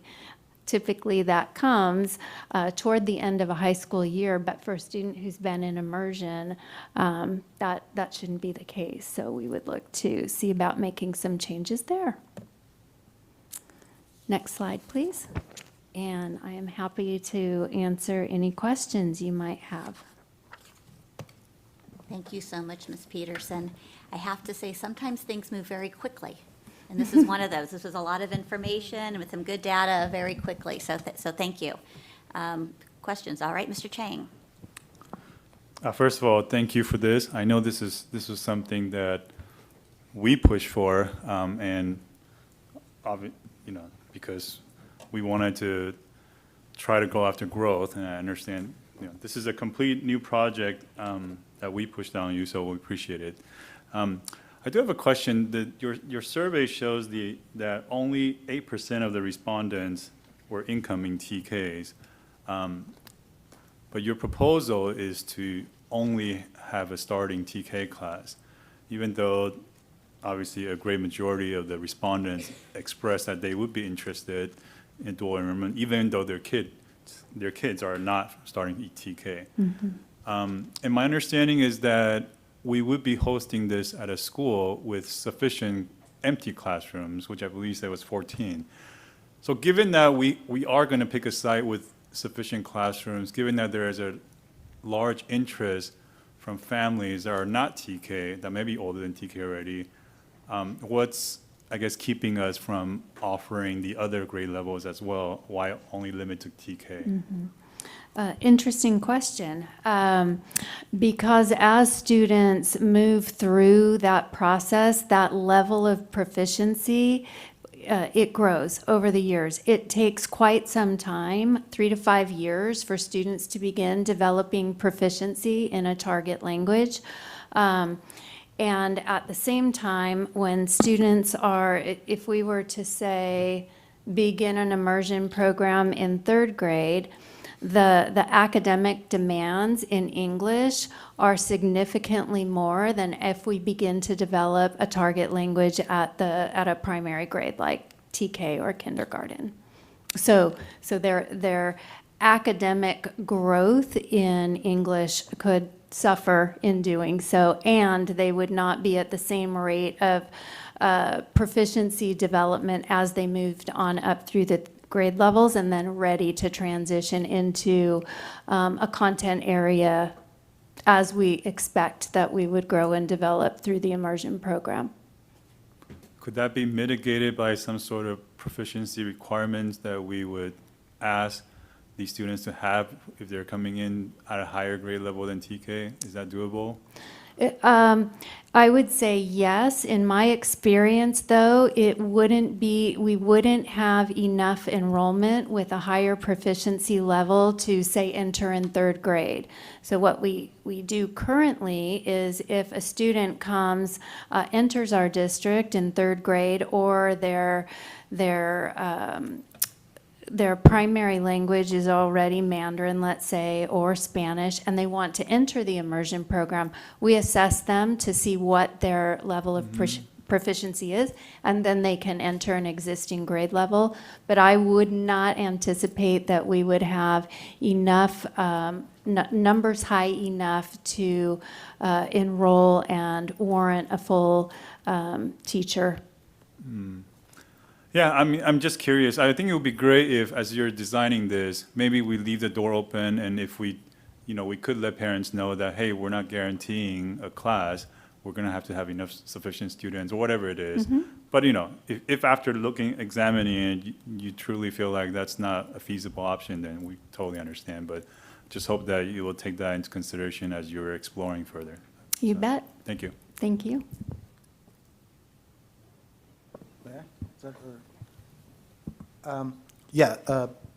Back to David's comments. Thanks for putting this together and, doing this what I call the right way, just finding if we can, introduce a new product of sorts to attract folks from maybe other schools, increase enrollment, and, offer new things to our current students. So thank you. Just one thing I want to make sure, and I'm pretty sure you've already thought about it. I'd be shocked if you didn't, but I want to make sure, kind of in the spirit of our goals, and we've been talking about reviewing some programs, seeing if they're still worthy or sort of the cost benefits there.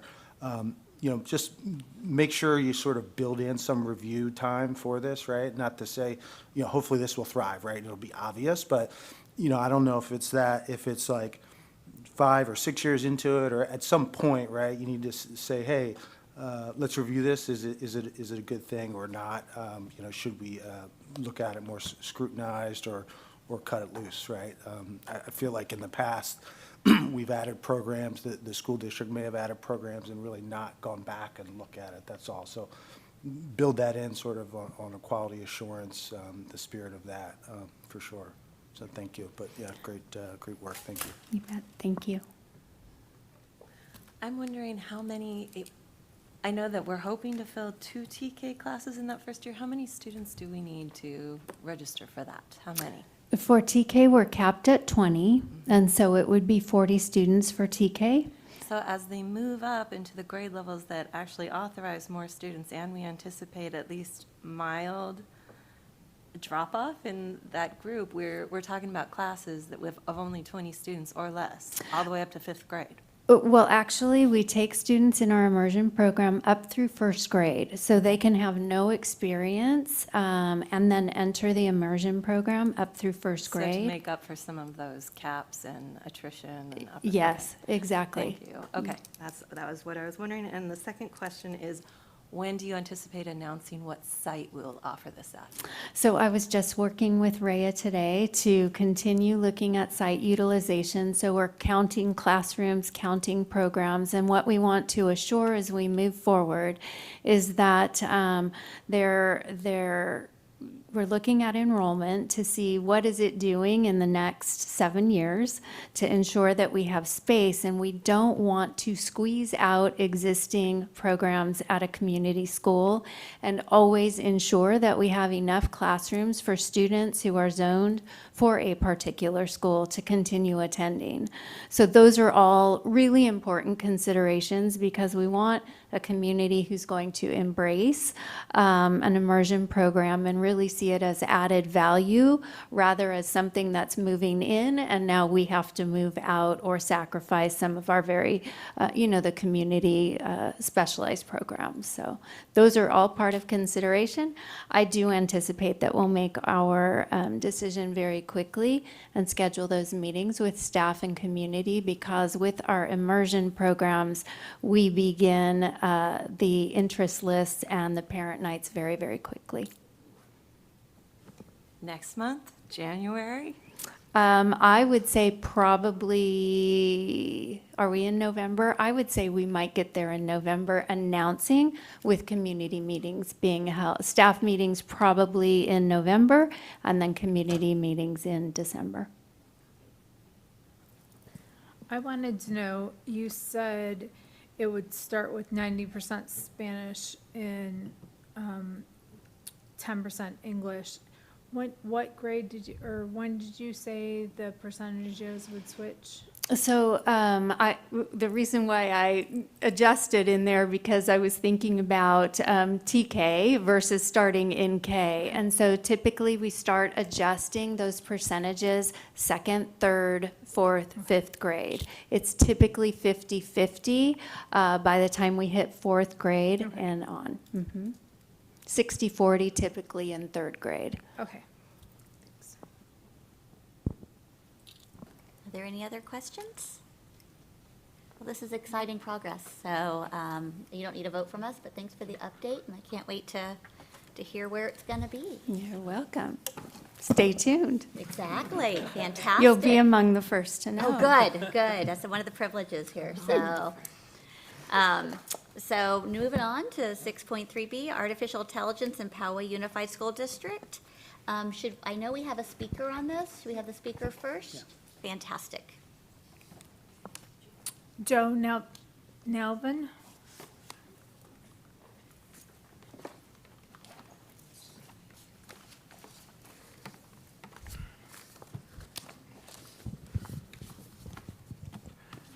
My name is Joe Nalvin. My remarks build on the comments I recently sent to the board members and the superintendent. I am recommending an addition to the proposed AI policy. I am also recommending a training for board members and staff. I will now give a specific example on how AI would be integrated into current curriculum with the objective of making it more useful to educating students. So let's apply this addition. The setting begins several years ago when I addressed this board as it considered adopting an ethnic studies and an ethnic literature class. I was invited by district staff to review the draft curriculum. My comments were ignored. The result was a missed opportunity to broaden the ideological bent of these classes. They were focused on victimhood, the oppressor mindset, and racial identity, what is called by advocates a critical lens or critical consciousness. This critical lens intentionally places blinders on the more systematic and broad approach of critical thinking, a more classically liberal approach. The result is divisiveness and an emphasis on racial identity over individual merit and achievement. This curriculum would be revised with AI so that students can learn more explicitly and fully about civil rights progress over the last half-century in legislation and court decisions and in attitudinal change. Yes, there are outstanding problems, but the mindset of victimhood will now be opened to individual agency, a can-do mindset. So here's the AI conversation, which would require teacher and students to do. To realize the difference of how humans and AI know things. AI doesn't get emotionally attached to presumed facts and ideas that often narrow human thinking. Look at multiple perspectives. Never accept the first answer AI gives you.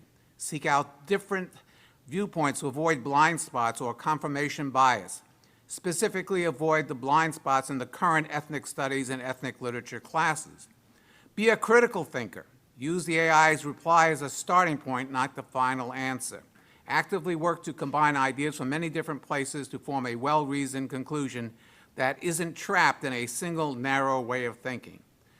With AI, the critical lens in these and other classes would likely give way to critical thinking.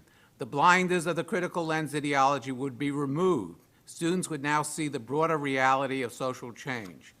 AI can accomplish far more than most teachers. AI is not emotionally committed to wearing the blinders of a critical lens. It quickly and with detailed prompts gives a far more robust understanding of ethnicity in America. All we need is an administration and teachers that commit to using AI in the way suggested by thinking critically about AI answers, the addition to the proposed AI policy. Thank you.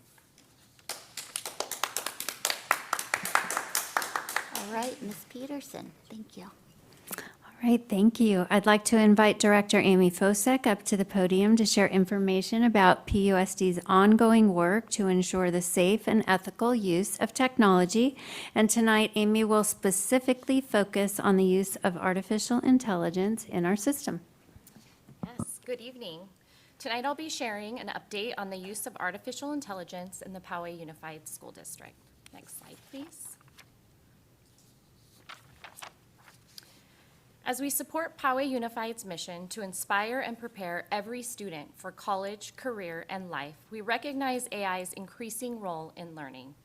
We are committed to helping every student develop the literacy and digital citizenship needed to thrive in a rapidly evolving world. By working closely with educators, family, students, and industry and academic partners, we aim to create meaningful, future-ready learning experiences for all students.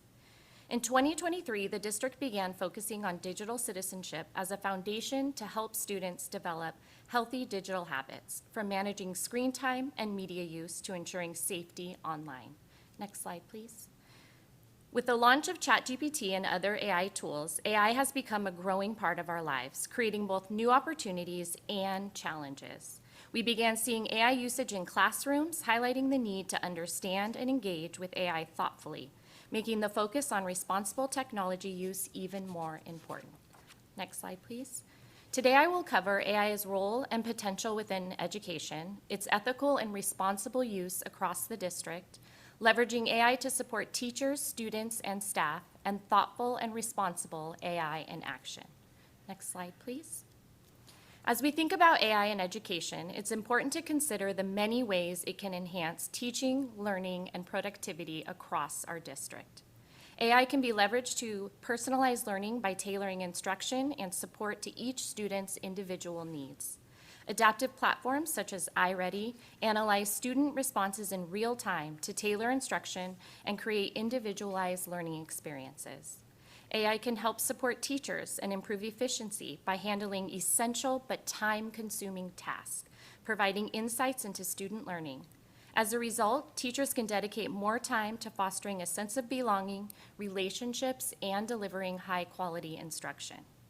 AI can make learning more interactive, provide immediate feedback, or adaptive high-interest challenges that increase student engagement within our classrooms. Through the strategic consolidation and integration of business and student information systems, AI can empower data-driven decision-making by converting raw data into actionable insights, automating complex analysis, and accelerating decision speed, precision, and scalability. By keeping humans at the center of this process, educators can identify meaningful trends, interpret student data, and guide personalized, evidence-based instruction that supports each learner's needs. AI tools can support all learners in making content more accessible through features like text-to-speech, translation, and personalized scaffolds, ensuring equitable access to learning opportunities. Beyond the classroom, AI can improve operations by streamlining workflows, enhancing communication, and increasing cross-departmental efficiency. This allows staff to focus more time and energy on strategic, student-centered initiatives that support learning, outcomes, and overall organizational impact. Next slide, please. In Poway Unified, we aim to implement AI in ways that support and enhance human capabilities rather than replace them. This includes providing educators with training on AI tools, including their strengths, limitation, biases, and effective instructional use, as well as offering resources to help students develop AI literacy and digital citizenship. Our goal is for students to use AI to support creative thinking and problem solving while continuing to engage in the productive struggle that builds core academic skills. Teachers' professional judgment will guide how AI is applied to meet students' needs and ensure outputs are accurate and reliable. Ensuring the confidentiality and integrity of data is a top priority, and compliance with state and federal laws, along with strong data privacy agreements, help to keep sensitive information secure across our district. The use of AI is guided by transparency, accountability, and ethical practices, helping students, family, and staff feel confident and informed in its application. We want students to understand how AI works, recognize potential biases, and use it in a way that are aligned with responsible decision-making. By centering human judgment, Poway Unified strives to ensure that AI supports learning in meaningful ways. Next slide, please. Building on our commitment to safe and ethical AI use, Poway Unified is taking steps to ensure educators, staff, and students are prepared to use AI as informed digital citizens. Our district continues to develop and provide resources to guide the adoption of AI. As a Common Sense certified district, we use the Common Sense Media Framework to build digital literacy and healthy habits through age-appropriate lessons for students from kindergarten through 12th grade. We have introduced a variety of professional learning opportunities to build digital literacy and support effective AI integration, including both on-demand and in-person sessions offered throughout the year for both teachers and staff. Beyond our district, we are partnering with industry leaders and higher education to stay at the forefront of technology and explore how AI is continuing to influence our future, ensuring our students can continue to receive a world-class education. Next slide, please. After sharing the district's approach to AI literacy and responsible implementation, it's helpful to see how these strategies are already making a difference in classrooms across our district. At one high school, a science teacher used Snorkel to provide instant feedback to students on a practice problem sets. This personalized approach allowed students to correct mistakes in real time, and the teacher reported a 10% increase in quiz and test scores, a clear demonstration of how AI can enhance learning outcomes. In a third grade classroom, students used Magic School to create a chatbot trained on their research about a country. These chatbots allowed students to share their learning with family and peers at an exhibition, promoting engagement and ownership of learning. By leveraging Copilot, team members have been able to quickly parse attendance data, identifying patterns and communicating with schools needing additional support. This analysis informed decision for targeted intervention, school year planning, and supported the district's goal of fiscal responsibility by improving operational efficiency. These examples illustrate the impact of purposeful AI use on both learning and workflows. Next slide, please. Poway Unified is prioritizing the thoughtful and responsible integration of artificial intelligence. We recognize that many students are regular users of AI and often possess a high level of knowledge regarding the use and capabilities, yet they often lack the understanding of its implications, such as biases, personal security, data privacy, and the ethical use of information. In an educational environment, academic honesty is a major concern. To help students understand appropriate and responsible AI use, It is essential that staff continue to emphasize clear examples of what ethical integration looks like in the classroom. For instance, an appropriate use of AI might involve a student with teacher approval using an AI tool as a brainstorming partner when selecting a topic for a writing assignment that requires a claim, evidence, and reasoning. In this case, AI supports the student in narrowing the topic choice while the student remains responsible for developing and writing the final piece. In contrast, inappropriate use would be when a student inputs the entire assignment and rubric into an AI generator and comes up with a response and turns it in as their own original work. This type of misuse bypasses critical thinking, violates academic honesty, and prevents authentic learning. By teaching these distinctions, we aim to help students use AI as a supportive learning tool rather than a shortcut that replaces their own effort and creativity. We are committed to developing informed and equitable policies by incorporating feedback from all educational partners. To better understand AI's impact on student writing and academic integrity, we are fostering collaboration across key groups, including our AI Innovator Group, the English Teacher Working Group, and the Student and Parent Superintendent Advisory Committees. We will continue to gather input to keep our policies responsive and effective. Engagement continues to grow as we expand professional learning and pilot programs across our district. As technology advances, Poway Unified remains committed to helping students, staff, and families thoughtfully navigate and use AI to enhance learning. Through a human-centered approach, we strive to strengthen teaching and learning while promoting responsible and equitable use of technology district-wide. This marks the beginning of an ongoing conversation about how we adapt and refine our practices as educational technology continues to evolve. I am now happy to take any questions you might have. Thank you so much. It's always a big question for us, and again, kind of like you hit the nail on the head, it's constantly changing at a very high rate, and it's nice that you guys are fluid and kind of following where it's taking us. So I have questions and comments. Okay. Ms. O'Connor-Radcliffe, do you have some comments? We'll start this direction. Or you can pass and come back. All right, Mr. Dockery's on it, okay. I'm first. Yeah, thank you. I've so much in my mind, so much written down here. We don't have time for it all, but thank you for that. You must really love your job. If I were you, I know I would. What an interesting time to be kind of in your position and helping understand these things and bridging that, bridging that to teachers. It's really interesting. Personally, we're starting to use it more and more at work as well, and kind of figuring out the tools and things we need to use. So it must be awesome for you. So.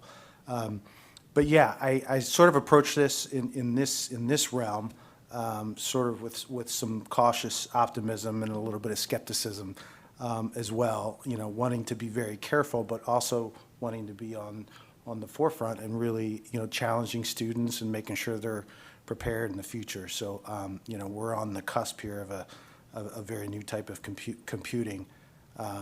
Learning and certainly work methods. So it's really challenging.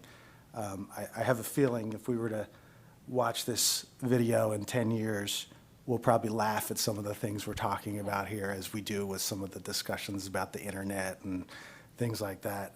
I know we will. So, but yeah, it's a challenging place. We'll talk about the policy here in a few minutes.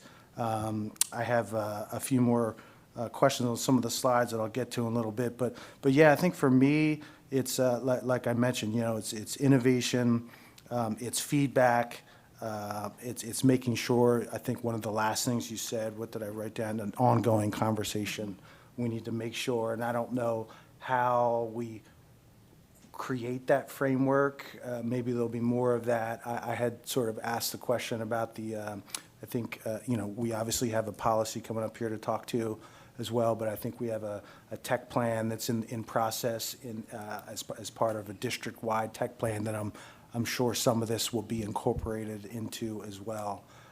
So a lot to think about. I got some other notes, but I'll sort of pass it around from now. But, you know, it's a delicate balance, I feel, between, you know, top-down, sort of having the controls, having the policies in place, and then bottom up from the teachers and the students at the ground level, you know, bubbling up, you know, innovation and things to use. I personally, I watched one of the videos somebody made, I think it was the snorkel, where you were talking about, you know, reworking problem sets, sort of like your thing here. And I when I was teaching at USD for a few years, engineering, I spent hours reworking problems so the kids, you know, I know they share tests from past tests and just trying to rework problems in a meaningful way, and just hours and hours and hours. And I think that's a perfect example of a great tool to help teachers and educators sort of you know, gain efficiency and effectiveness. So it's really an interesting place to be in.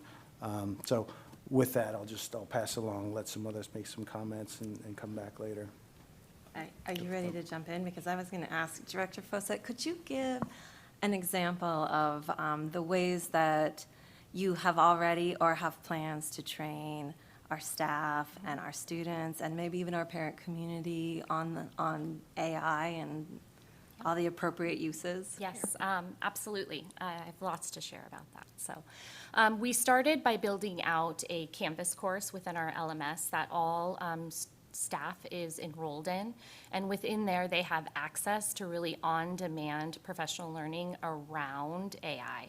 So it starts with TLCs as well as embedded learning opportunities within the platform that they can access. So again, grounding that within understanding what AI is, how does it work, what does the ethical implementation of AI look like, and then moving from there into how can teachers utilize it for efficiency, how can they use it to enhance student learning, and then what does this look like when it is student-facing and we have students using it. So it really tailors that learning for them. We have about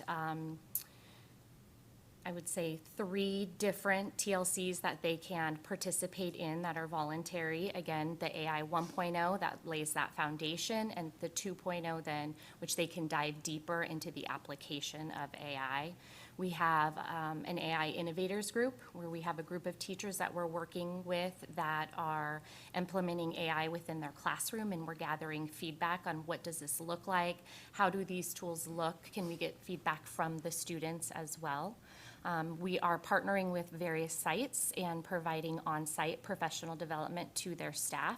So this can be a whole class, or excuse me, a whole school professional development. So for example, we partnered with Morning Creek Elementary and did a presentation on leveraging AI around UDL. And that was to the whole staff. So we will come at staff times. We've met with small groups of teachers during their VAPA vision time. We've hosted webinars that we invite our teachers to and then put them on our YouTube channel so teachers can access those in real time.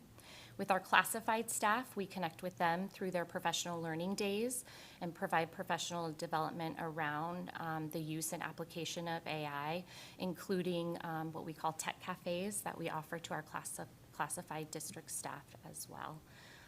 With regards to the parent communication and feedback and learning piece, we are meeting with the parent superintendent committee this next week to just share some information on where we are with AI across our district and gather feedback in what are they looking for, how can we best support them and their students in this process. We are also going to be hosting a parent night in January where we will be sharing, again, more information about our progress with the AI adoption across our district. So just a quick follow-up then. Am I right in it sounds like you're describing a lot of opportunities, voluntary opportunities, though, Yes. for the most part, even for staff? Correct. And where are students getting the instruction on AI? So as I had mentioned in the presentation, we are a Common Sense certified district, which means that we have digital citizenship lessons occurring throughout our district. We ask that all students this year receive a minimum of 3 lessons around digital citizenship, as that's really the foundation for safe, ethical, and responsible AI use. From that, we are working with educational partners and educators to begin to develop lessons and build out resources for teachers to be able to provide that instruction for students.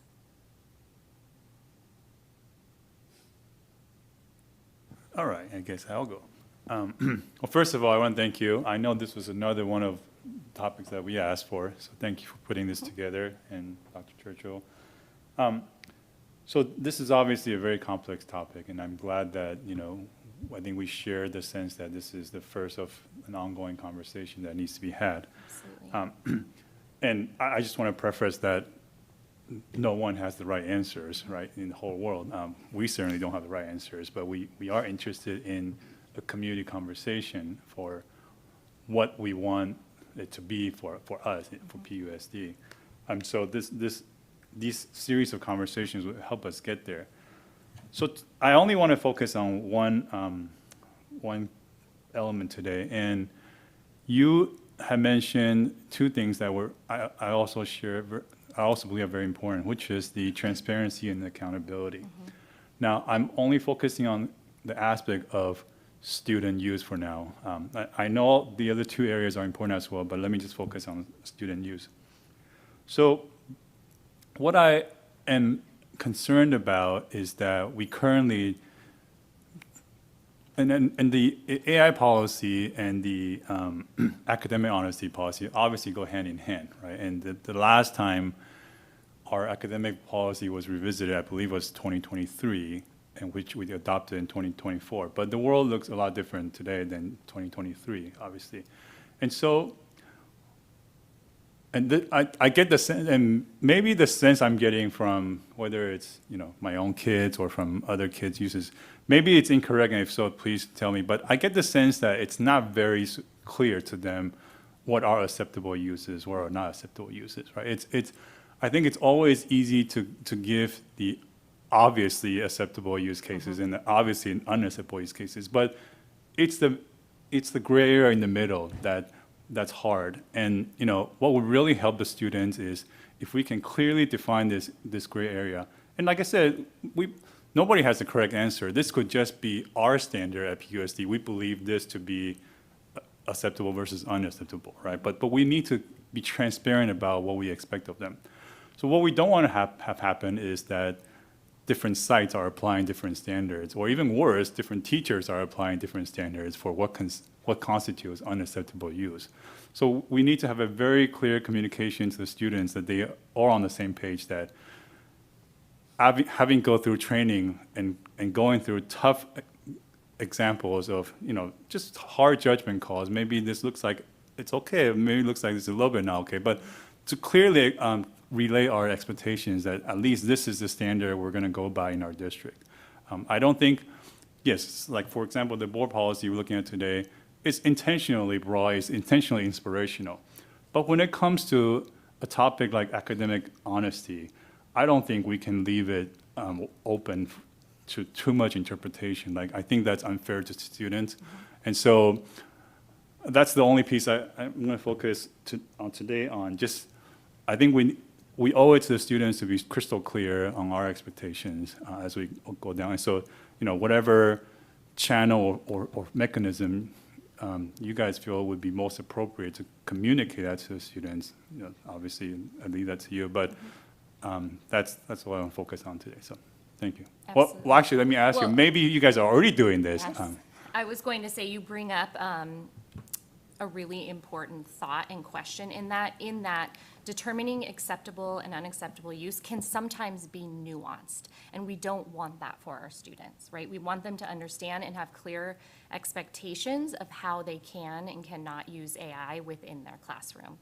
Right now, we have shared sample syllabus language as well as assignment language with teachers so that they can clearly communicate those expectations to students. So for example, the one example I gave with using AI as a brainstorming partner, depending on the learning that may be acceptable, where a different activity that may not be acceptable. But we need to clearly communicate that to students. Right now, we are working with a cross-department group and inviting other educational partners into the conversation to really look at building out our model for academic honesty as it relates to AI. And what we really want to ensure that it has within it is how to teach, model, and reinforce that acceptable and unacceptable use. And then how are we going to communicate this to our students, ensuring that they have a clear understanding of that when they approach or go into assignments and schoolwork. Our hope is that we can really build this responsible behavior before the integrity violations appear.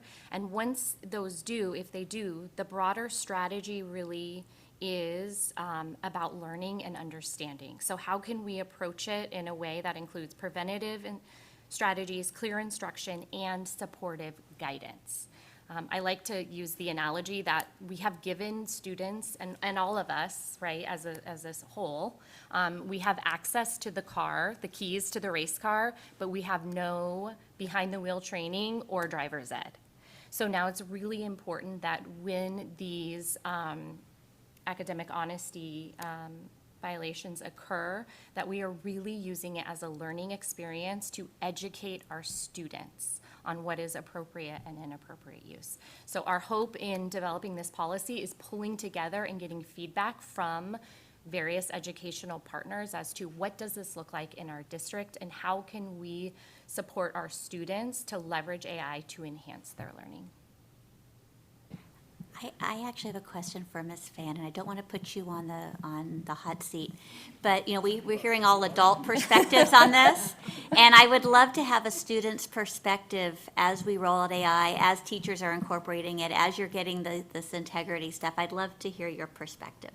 Yeah, I was gonna mention as well. So this is something I've been talking to a lot of my teachers about, and also I've been trying to talk to students and notice really what their use has been like. And I would say that I worry about it more than I am excited about it. Most teachers have noticed not good side effects coming from usage of AI. And I would say that with most use cases that I've seen, they can be beneficial. But also I worry that we're looking at the short-term benefits, like the 10% increase in the next quiz or test score. But then long-term, what side effects could there be? And I also worry a lot about building superficial fluency rather than developing the skills that we actually need for the future, 20 years in the future.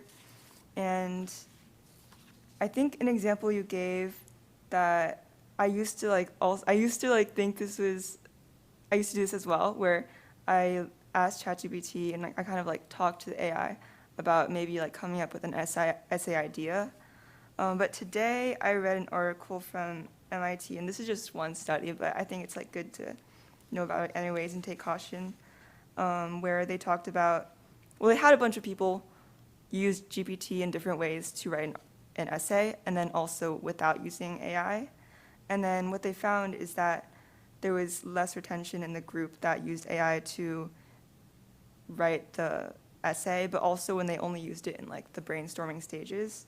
And they had less original thought, and also they hooked up brain sensors like EEGs, and then they found that there was less communication and diversity of new ideas within their essays. So I think that we should be wary that something even as small as ideation could potentially be harmful long term, especially because when I think about when I'm trying to write a thoughtful essay or build a convincing argument, a lot of the toil that I go through when I'm coming up with these ideas is the most valuable part to me, because I think being able to construct these arguments and present these nuanced views, a lot of it is in the ideation stages. So I think that that struggle and that friction is really important, and I worry about when we're asking students to just use AI to come up with those ideas, or we're missing out on one of maybe the most important parts of learning and constructing these ideas. And even small things, recently we've been talking about with my teachers is like, are we promoting too much of a culture of convenience? And this isn't just like within like education or AI, this is like in general with technology. But I think that an example that I've been thinking about with my teachers is that she gave her students like a crossword puzzle, and then the immediate response was, how can I like take out my phone and use AI to solve this rather than facing the actual challenge itself? And it's like, it's just it's supposed to be fun, but even that like small challenge has become maybe too much of a burden, and I worry about presenting too many shortcuts and making that too available to students. So yeah, I'm very hopeful about how it can help teachers with, I think, your example of how Snorkel could be used to make it easier for teachers and cut down on a lot of that time, which I think is really important. But I'd also consider that like the long-term side effects for students could be very harmful if AI is too available or too accessible. So I would proceed with more caution. And then I think also, Mr. Chang, you were talking about like we need to make it clear for students on all assignments when is AI use okay. And then I agree with like the syllabus. I've seen that in a lot of my teacher syllabuses, like AI use is like it's never a yes. But also I think it could be beneficial for every assignment to very clearly state like, no, you can't use AI here at all. Or maybe, yes, you can use it for some research or for like feedback and stuff like that. But in general, I think like clarity is really important, and then being very cautious is also very important. Sorry, that's a lot of thoughts, but I have like a very jumbled spread of information here, but thank you. Yeah, no, I think your points are very valid. I think that is, it reiterates the importance of keeping AI really human-centered and using it to enhance our human capabilities, not replace. Yeah, I really like the term you used, productive struggle. I really like that, so thank you. I'll use that in my... Amy, is part of the instructional classes how to show teachers, especially for the older high school students or later middle school students, how to look for if it has been through AI or a lot of it's been AI? Are you on the teacher front? Yeah. Yes, so some of that is part of it. Again, that goes back to the groups that we are connecting with around academic honesty. Right now, they have tools such as Go Guardian, where they can utilize this tool to really kind of monitor what's happening on a student's screen. So if they're giving an exam, it basically makes it so they're on that exam page only to ensure that students aren't opening other tabs and going to AI or going back and forth. There is a tool out there that's in part of our plagiarism detection within our LMS called Turnitin that teachers have access to that shows them the percentage that could be identified as AI. The issue with any of these tools is they should be used with a balanced approach, because we know that these tools can over-identify misuse and have false positives, because what it's really looking at is the data sets it's been fed, which means it's looking for grammatically correct sentences, how many times they're using certain phrases. So with the training of that model, it can over-identify not only that component of it, but also our English language learners as well. So the tools should be used to spark conversation with students, not as a kind of gotcha tool. Okay, I just was curious, especially when you were talking about the video program. I know myself, I was watching a video on YouTube the other day, and it was a short film, and it had voices and everything, and my kids came in and they were like, "Mom, those, that's all IA." And I'm like, "What are you talking about?" And they're like, "Those aren't real people, and they're not real voices. It's all made up." And I had no idea it was digital art, digital video and stuff, so that was why I was curious. Yeah, absolutely. I too have been duped by those videos a few times. I mean, it wasn't like people flying, the president flying on an eagle. It was people in like a regular cafe. Yeah, absolutely. And that, again, hits to the point, the importance of AI literacy. Could I ask a quick question, sort of a follow-up to a couple of the conversations so far? So like where the rubber hits the road, out in the classroom, is there like prompting practice going on in some classes? Like, okay, get out your ChatGPT and let's everybody prompt, try a prompt to do this or that, or is it sort of like per class, per subject matter, and then is that, like, where is that happening? Is that in the middle school, or are we waiting until high school, or is it still sort of a little bit of freestyling at this point, sort of figuring it out? I mean, is that happening? Absolutely. Right now, it again is really meeting teachers where they are with their comfort level in terms of introducing that to students. So yes, we do have teachers who are using prompting with their students, and whenever we connect with our teachers before they introduce any sort of AI tool, it starts with that AI literacy and ethical use first, then goes into, okay, here's how we might do the tool. One thing is with certain tools, what we've really tried to discuss with our teachers and make them aware of are the age restrictions within these tools. So a lot of tools that, like a ChatGPT, require parent permission for usage. And so we're trying to make sure that our students have access only to AI tools where their data is safe, and we have data privacy agreements with those tools. So all of the tools that we train our teachers with all have those agreements in place.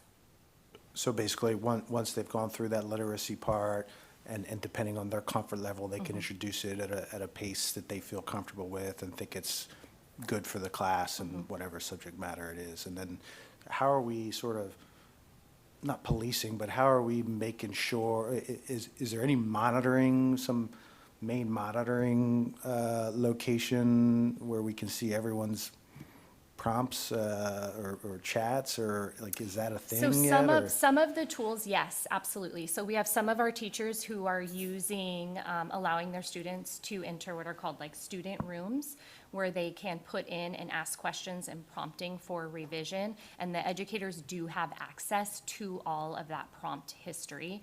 And it will, if they try to ask questions like, write me this essay or do this for me, it will prompt them saying, no, I'm sorry, I cannot do this. What aspect would you like help with that I can? And the teacher can, on some end, control the amount of access that the students have to that. I have some concerns about the teachers who are not availing themselves of this optional training. They're missing out on tools to make their teaching stronger and the scaffolding and all of that UDL work that I think is really beneficial for students, but they're missing out on talking to their students about acceptable use and understanding where their students are inevitably using it, even if they don't understand it themselves. So I have some concerns about that.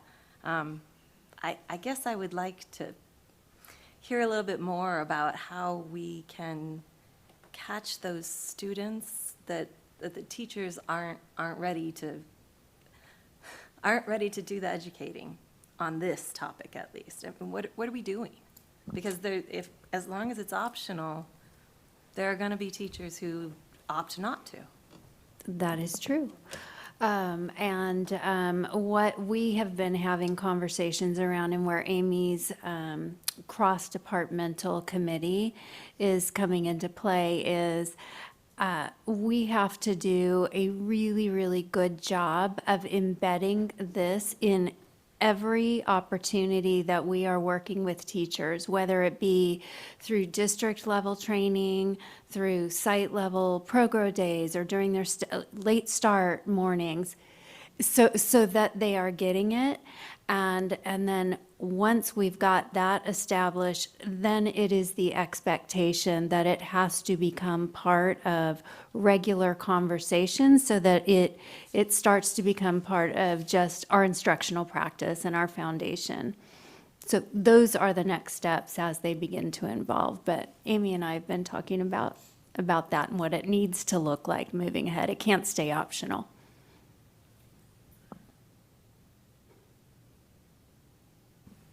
Are we all set? That was fantastic. Thank you so much. I really appreciate your time. It was a great presentation, so thank you. We are going to take a little break until 8:30 and be right back.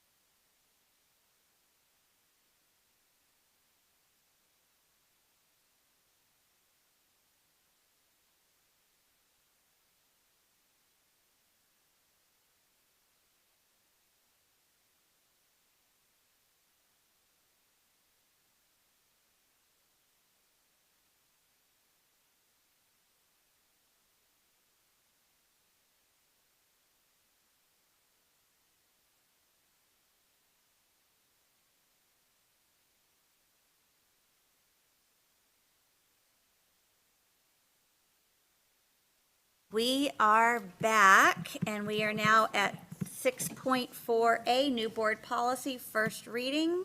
Is this Mr. Churchill? That's right, Dr. yep. Churchill, Tonight, sorry. we have one board policy, which is a new policy, was not previously in our board policy manual. You can see here it's 0441, artificial intelligence, and we are happy to answer questions. Okay, I'm sure you guys are reviewed. You have some questions out there? All right, all the way at the end. Yes, ma'am. I was wondering, how do we distinguish the difference between the part about health and well-being, and then, because those seem a little bit similar to me, and then I was also wondering about being a little bit more specific here, or even if like this is included in health and well-being, but I'm also worried about like considering cognitive consequences and intellectual independence and the reduction of like the friction compared to just using search engines. So I guess like the potential for AI to undermine student achievement, health, and well-being, but part of that being recognizing that there can be significant cognitive consequences if used incorrectly.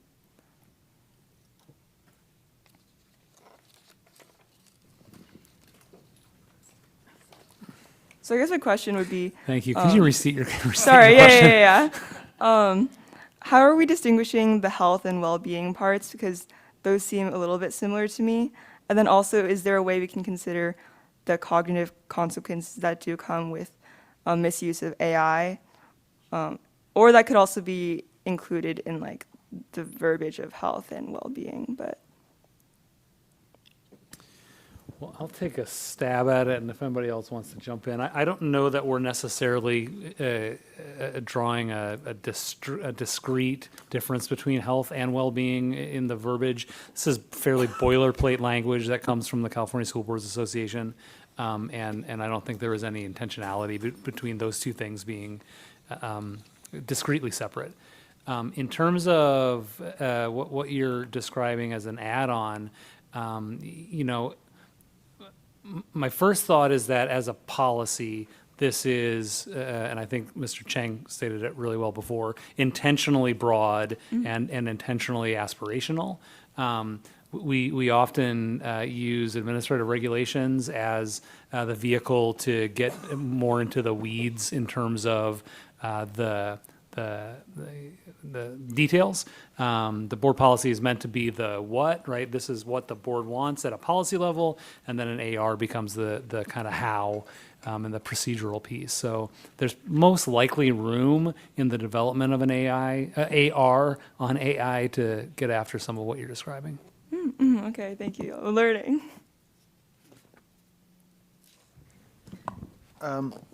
I had some questions. Is this sort of fresh from CSBA? No edits at all? Okay. I just kind of putting it out there for the group. Yes, sir, there sorry. are some minor edits, Okay. some minor language and verbiage changes to strengthen a few of these items from the CSB language that used shall or may in some of these items. Should or may in some of these items. Items 3, 4, 5, and 6, that language was changed to shall to emphasize that as a requirement to ensure the ethical use, transparency, accountability, equity of access, and security and privacy. Okay, yeah, that was along the lines of my question, and I think we all got some communication from the public about this, and it does kind of strike, the shall and the may. I'm sort of good through 6. It's the mays and 7, 8, and 9. I'm sort of, I don't know, just kind of putting it out there. 9, I feel like for sure, we should be regularly evaluating rather than may. Not sure what the cadence of that is, but I along those lines, I did ask if there was an AR yet from CSBA, and I guess there isn't. Is that correct? So That's correct. Clearly we're on the forefront of this, and maybe there will be. Maybe they're working on one. Maybe we should start writing our own. I don't know, but anyway, 7, 8, 9. Not sure of the may. Certainly 9, I'd like to see may turn to should. Open the thoughts. Just as a quick note, the should has traditionally been problematic in that it doesn't convey anything, right? It's, you should do something, but does that mean we have to, or does it mean it's optional? So we've generally attempted to clearly distinguish between shalls and mays, because. Did I say should? You said should. I'm sorry, I meant shall. Oh, got it. I apologize. So yeah. Cancel that. So, actually, thanks for that, because I think my understanding was not consistent with what just happened. I thought this was straight from CSBA language, and so I wasn't aware that some of this has been modified. And so it would be helpful to me to see a comparison between what we modify versus what is straight CSBA. I don't know that I am prepared to react in real time, which ones should be shall, which ones should be may. But I think if those are the only language changes, it will help to know which one, so we can think about it more. I could get behind Mr. Doherty's suggestion to change may to shall in 7, 8, and 9. Just a quick read makes sense. And I think that was what Ms. Phan's concern was. I think I would like to discuss it further when we get to Board Policy 6163.4 in the next agenda item, because I think that student use of technology board policy might be precisely the place where we want to add some of the information that she shared about damage to intellectual struggle and creativity to our students. I mean, the governing board believes at that point, so I'd like to come back to that on the next agenda item. So would you guys like to bring this back for a second reading next month with the mays being changed to shall? That sound like Can you just, sorry, give us those specific numbers again so I can make a 7, note? 8, and 9. 7, 8, and 9, okay. Where you see may, change that into shall to match the other ones up higher. Does that encompass most of your everyone's thoughts for the changes? Okay.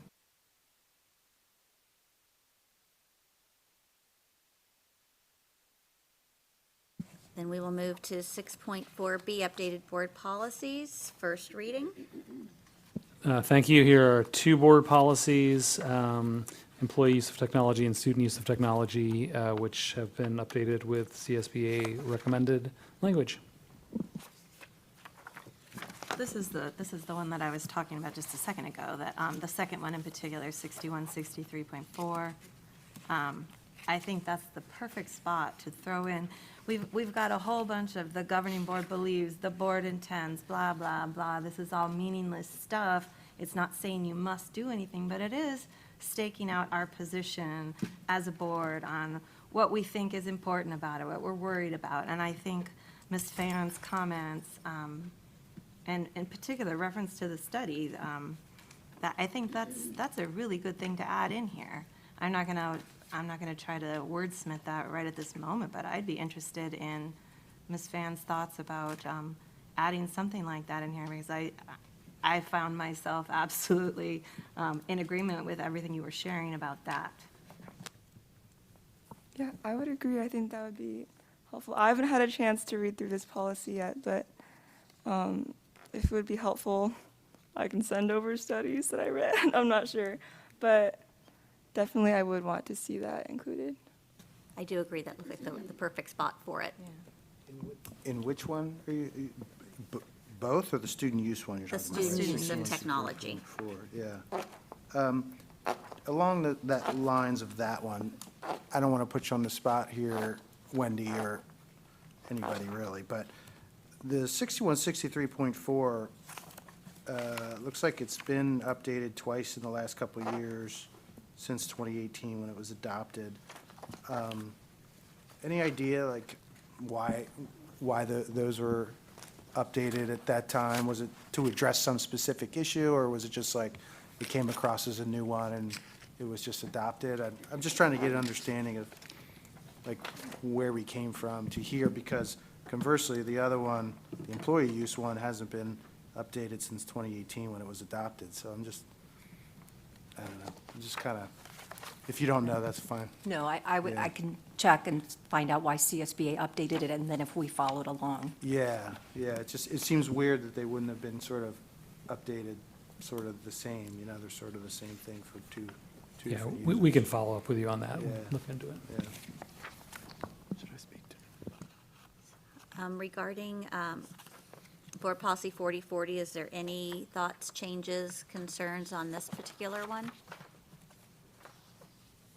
And if not, do you guys want to table it another month, or do you want to have a motion to pass it?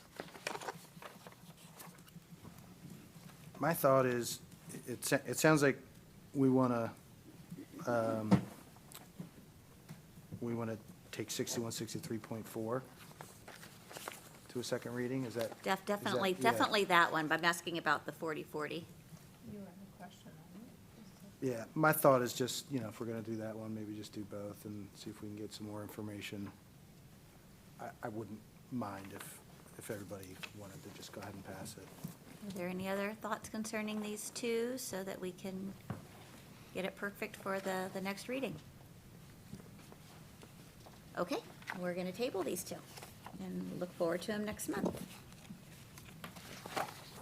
So I guess that brings us to 7.1, member report. So Ms. Fan, you are up first. Hey, it's been a really busy month. I've been writing so much, but I like it. It's okay. I'm getting better at writing.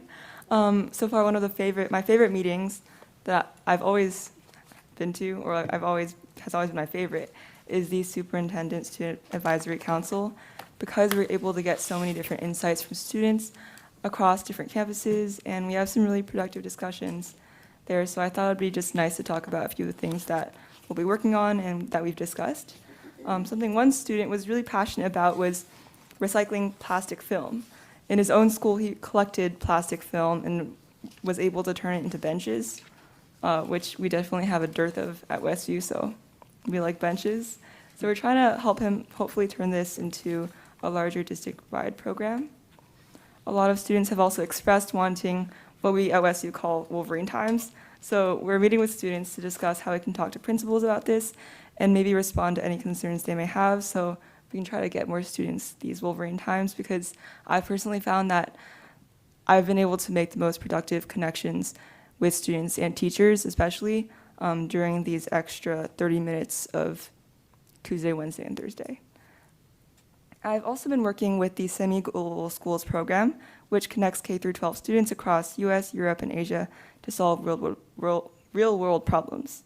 In their pilots, they're providing districts with free microbit devices that students can use to collect, analyze, and interpret environmental data, and hoping to work with a few of our middle school and high school science teachers to integrate these into their curriculum. I'm also thinking about building a Canvas course where we can provide students with proven and easily accessible or applicable study strategies and resources that can help them with retention of knowledge and understanding the courses they're taking.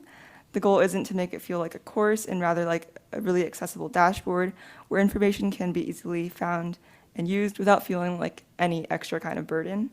A student from PPMC mentioned that she took a similar course online that was provided by PPMC, and was really helpful for her, and with also she heard other students say the same things as well. So I'm hoping that this can try and lessen the stress on students a little to help them develop these optimized study habits for their futures. And I'd love to hear any feedback or suggestions on any ideas that we bring up as well. And also a note, I'm not sure if this is actually happening, but I heard that the Atlantic is going to be free on school Wi-Fi for students, which I really love, and I really appreciate that if it is happening. Because I think it's really important that we have access to high-quality reporting that students and teachers can use in class to build media literacy, enrich discussions, and also strengthen their evidence-based writing and thinking. So thank you. All right.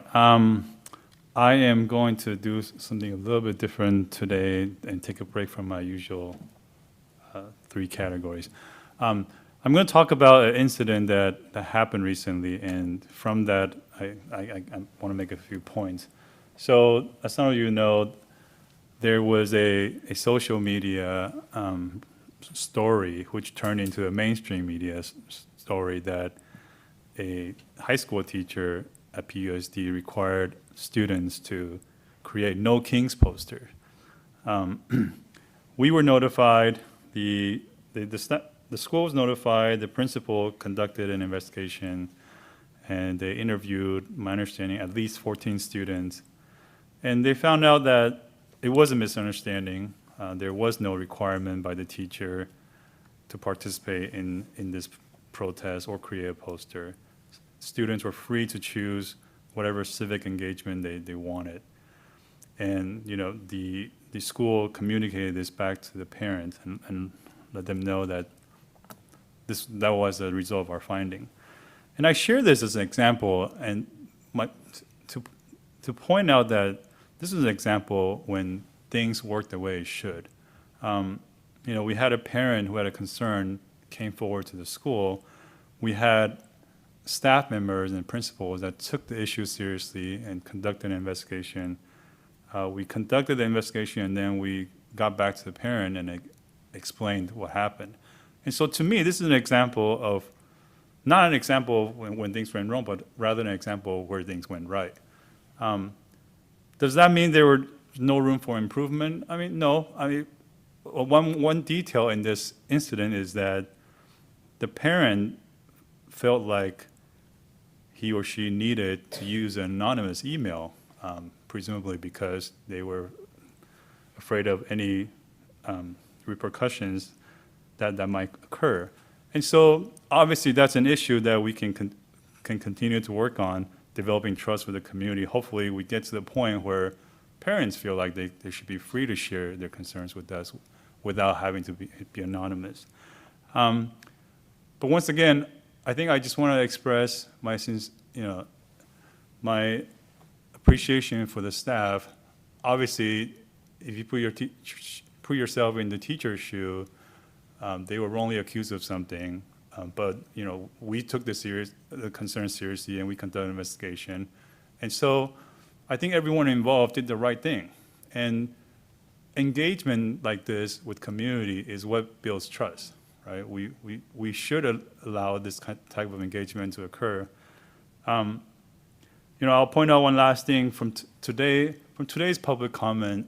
I mean, you could see we had people that felt like we were not doing enough for DEI, and we have people that felt like we were doing too much for DEI.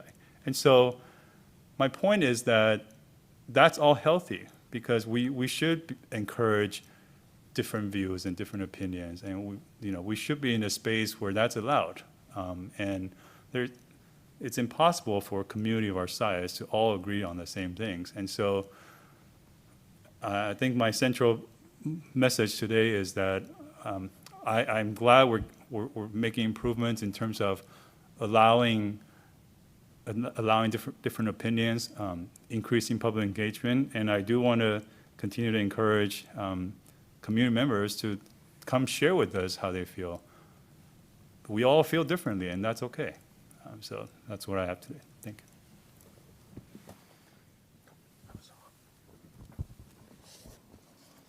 you. Thank you. On some reflection from tonight, I am encouraged by the solidification of the PSS leadership. Really excited about that. It's been a long time coming, and got everything in place, and for that matter, the HR organization, putting those final pieces together. It's great to hear that's happened and on its way. Just a few minutes ago, the discussion on AI and technology is and will continue to be at the forefront of discussion in education and elsewhere, I'm sure. So this is the beginning of that long conversation here, and it's wonderful, thoughtful conversation. And I'm also happy to see that we're thoughtfully moving forward toward a new program, the language immersion program. After at the request of the board, and looking to see if we can do things to increase enrollment and enrich the learning for the current students. So hopefully we'll attract some more students and serve current students. Just a couple things I was privileged to take part in.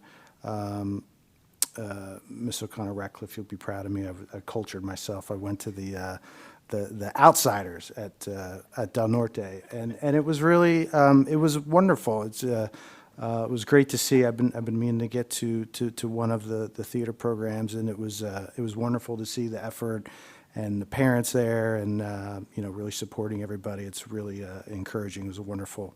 I think some of the understudies were performed, because I'm not sure why, but did a great job. It was really cool to see. And then over at Mount Carmel, the band competition, the Battle of the Bands, was just. I think you guys went the next night, but I went that day with some of my family, and just what an operation, and just an incredible, just the amount of volunteers and parents putting a lot of work into that. It was really something else to see. It's been years, and I've lived in town and haven't been able to get over there for various reasons, but wonderful. It was just an incredible event. So congrats to both of those organizations.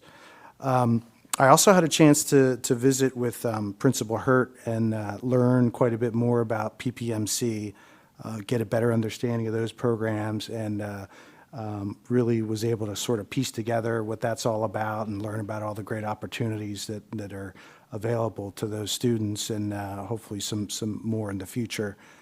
She's got some great ideas, and it was really helpful for me to understand that piece of learning over there. So thank you to her for spending time with me. So a final, I know it wouldn't be the same without mentioning sports, but good luck to all the fall sports teams and participants. I think some championships have already been won, and I think there's some stuff going on now, golf and flag football. So good luck to all those participants and the teams. And then almost second to last here, in advance of next month's reorganization, and this being her last full meeting, I'd like to acknowledge and thank President Couvret for her second, and I assume last stint as president of the board. So above everything else, it does require a lot of additional time and effort. So thanks for putting yourself out there and serving the community. So thanks for doing that. And last but not least, thanks to all the veterans and military families. There's some sitting here at the dais tonight. A long time ago, some of my family members were part of the military, and so thank you for what you do and sacrifices. This is Veterans and Military Families Month, and then Veterans Day, of course, next Tuesday. So we owe a lot to the armed forces and your sacrifices and your families, so thank you. And very last but not least, happy Thanksgiving, everybody. We'll see you next month. Thanks. November is often considered the month of thankfulness. Here at PUSD, I'm thankful for our new executive cabinet and their teams for settling into their new roles and working on a lot of new innovative collaborations. That, of course, includes all of our school site staffing and teachers that make up the heart of the district and caring for all of our children. I'm so thankful for Business Support Services that gave us a new column on our purchase orders and paid expenses reports that provide us a brief overview of the line items before we have to go for the full contracts each time. Thank you, Mr. Dill. I am thankful for Wendy Anderson, Margaret Goodman, and Josue Rena for getting us to wherever we are supposed to be on time and prepped and ready. We would not be able to do this work without you all, so thank you very much. I'm thankful for my 5 team members on the board and how, whether we differ in the beginning on items or not, we come to conclusions, mostly unanimously, for the betterment of the children of the district, the children in the district. It is my honor to be a part of this group and to serve our community. I'm thankful for our families and community. We truly are a family. Nothing reminds me more of that than the experience I had yesterday at Valley Elementary. I was there celebrating and honoring the culture of the Day of the Dead. It truly was an emotional experience, and I was honored to be asked to come. Lastly, happy 250th birthday next week to the Marine Corps on Monday, and happy Veterans Day on Tuesday to all that have served. And enjoy and be safe in your week off at Thanksgiving. That ends my board report. I should have gone with a thankfulness theme. That would have been good. I spent some time on professional learning and what I like to think is contributing to important education policy dialogue. This included CSBA's new work in progress board policy framework. I hope I'll be able to report more about that after the delegate assembly that I attend on behalf of the district in December. But I feel like this could make some real changes to how we look at the policy amendments and all the other things. There was a lot to this framework, and I was happy to lend some ideas. I hope everyone took it seriously who also did this. But some ideas and data regarding AB 218 litigation, and the San Diego CSBA had a large discussion on school bonds, which was really interesting. I think we are not the only district looking at that in the coming years. And while I view those things as essential parts of my role on the board, I think it's also important to have boots on the ground at the schools as often as possible to have that really true feeling of what's happening. And I know we try to do that as much as we can. Things you can't get from a write-up or a presentation at the board meeting. So a few things I attended. Mount Carmel's homecoming, fun, celebration with the band, the dance troupe, tons of cheerleaders, students, class floats, the Disney theme, crowns, fireworks, and a football game, whatever. That was like background for me, but yeah, that was great. The Bronco players of RB High performed Young Frankenstein, the musical. That was some of my cultural stuff this month. It was campy, really fun, pre-Halloween stuff, fabulous vocals, dancing, kind of what I've come to expect from Rancho Bernardo High School, really fun. I hope some other people got a chance to see that. Mount Carmel's multicultural fair was also fantastic. I was there with Ms. Couvret and Dr. Churchill. It took place during the school day at an extra long lunch period, and they scheduled that on purpose for dozens of student-run booths and performances that showcase songs, dances, cultural attire. And I think the all-stars of that event to me was the Tagalog class. They really showed up, and it was amazing. They put on quite a show. It was wonderful. The Unified Soccer Tournament with teams from Westview, RB, and Poway was fabulous. Poway was an amazing host, again, with Ms. Couvret. Cheerleaders, a drum line, signs that just, festooned the stands, and there was a full student cheering section. It was really amazing. Poway took home the trophy this year. It was Del Norte last year, but sure would be amazing to see all of our district's high schools there next year. This was a great improvement, though, over just 2 schools last year. So 3 this year, next year, let's go for everybody. I did go to that evening portion of the 48th Annual Mount Carmel Tournament of Bands, the first one I'd ever been to as well. Despite growing up in town here, I had never been before. But those performances were fabulous. Really, I wasn't sure what to expect. I think I was thinking a football game halftime show, but that is not what this was at all. Really, wow, it was quite theatrical, actually. And the parent volunteers that kept that thing running like clockwork, I think that was wild. That was fabulous, though, so organized. And yesterday was my first time also dropping by Valley Elementary's Dia de los Muertos celebration, and they had a mariachi band. The kids sang Remember Me from Coco. For their parents, they performed some beautiful dance on stage in costumes. The ofrendas, all the other decor with sugar skulls and marigolds and mariposas everywhere. It was beautiful. I had no idea, again, what to expect, but when Ms. Plotsky says, don't miss this, I say, okay, I won't, I'll be there. So it really was worth it. I am always inspired by our students sharing their passions, cheering each other on for whatever they're doing. I love that. And in that spirit, I do also want to pitch a few things, activities this weekend that might make you feel in that spirit of community as well. First, the Youth in Transition program for Poway Unified is holding a food drive. This is the district program that serves the students experiencing homelessness. It's a thing even here. Last year, the program served about 400 individual students and their families. As you can imagine, there are some really real fears for families in need right now because of the late and maybe partial federal food assistance dollars. So if you're in a position to help, I encourage you to get out to Costco or wherever you buy your bulk foods, grab some of that cereal, pastas, juice boxes, and contribute to the cause. We heard that Del Norte High School is doing one as well. I know there are some other ones, drives through student clubs, PTAs, Girl Scout troops at Westview and Mesa Verde I heard about. And in the same vein, we also heard from the Abraxas student. The Abraxas Garden is having a fundraiser on Saturday from 9 to noon. The garden is a fabulous and unique hands-on learning experience for our students.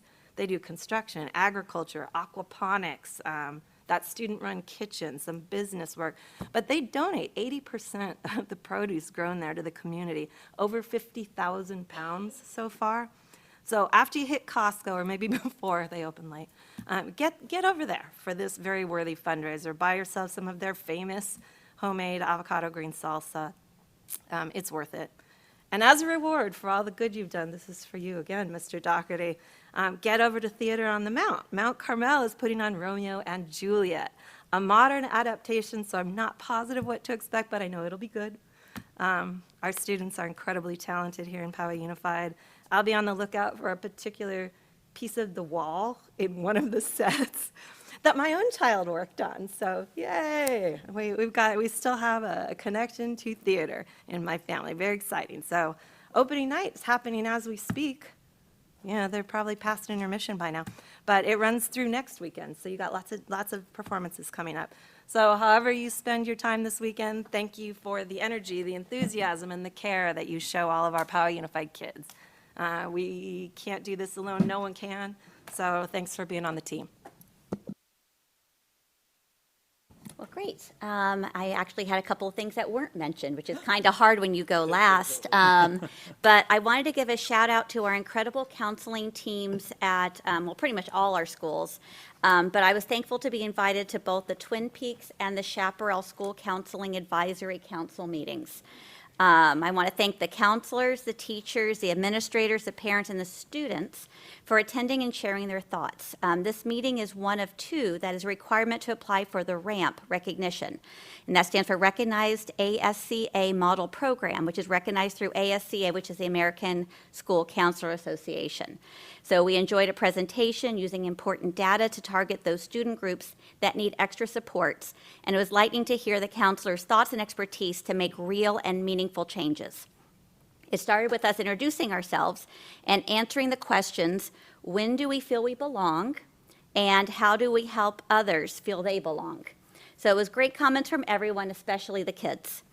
The Mount Carmel International Lunch was great, and it was fun to see the students so proud of their heritage and so excited to share and their food and their costume, their outfits. It was just lovely. It was lovely.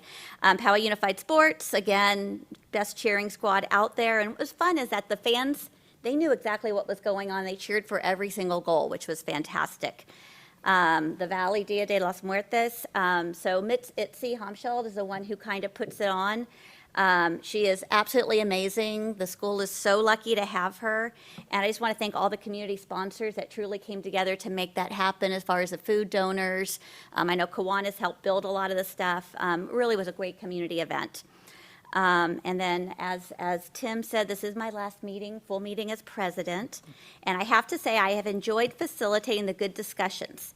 And I appreciate the trustees for being so prepared, thoughtful, and professional. Even when we don't agree, I thank everyone for keeping their priorities always very student-focused. The last couple of years of budget cuts have been difficult, and this year especially regarding personnel, because our employees are what makes us special and our kids supported. But I'm excited for all the changes that we have initiated and the reorganization of the district office, the positioning, really some out-of-the-box views that are really going to make some significant improvements. The intentional and defined goals for the district, which trickle down to every single classroom, data-driven and accountability. So it's been a good year, and I'm excited for what next year brings.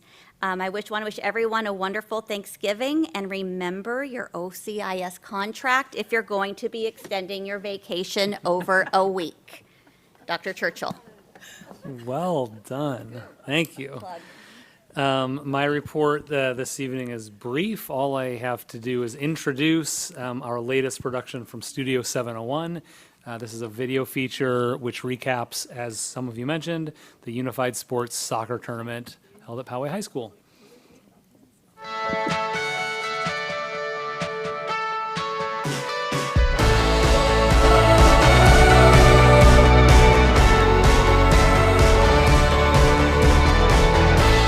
Poway High School, the Unified Soccer Tournament brings students from across PUSD together to compete, connect, and celebrate inclusion. We hosted our second annual event here, soccer tournament. I think it's the best thing because we've worked 10 weeks on this and it's cool to see it all come together and everyone compete together.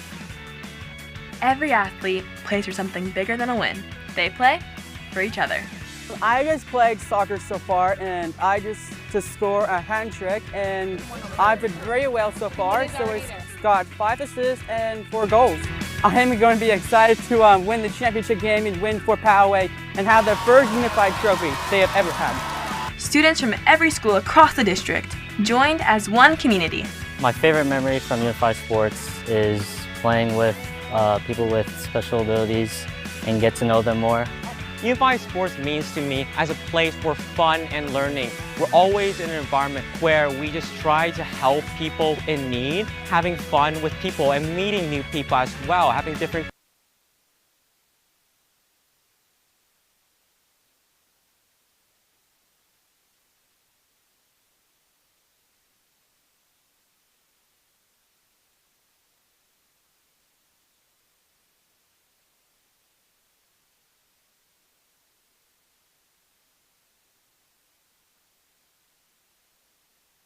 Unified Sports means to me as a place for fun and learning. We're always in an environment.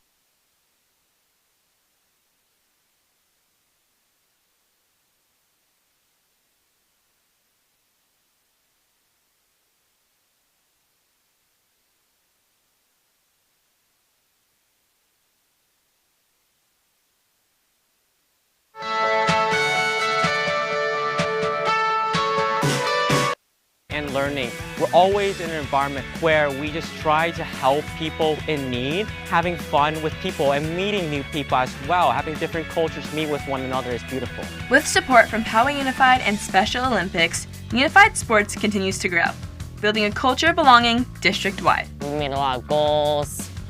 There were some injuries, but we stood back up and didn't give up. Playing with the group is like a world to me, like a star in my show. Teamwork means that we are champions! Joy, energy, and pride. This is what Unified Sports looks like. I like coming here because I like sports. It was very cool. My favorite memory of today's event just has to be just seeing all of our students up in the stands cheering on our student athletes here at Poway, but also student athletes from Westview and Rancho Bernardo. It was really such a unifying event. In Poway Unified, we don't just play to win. We play as one. Unified Sports is just so important to the fabric of our school community. Student belonging is a really big priority for me and for the rest of our school. So having events like this really puts that into action, making sure that every single student is welcomed and that they feel like they belong here. For the Excellence in Education series, I'm Jacqueline Runyon, Studio 701. All right, thank you. In that case, we're at number 9, adjournment. The next regular Board of Education meeting will take place right here Thursday, December 11th. The meeting is adjourned at 9:10.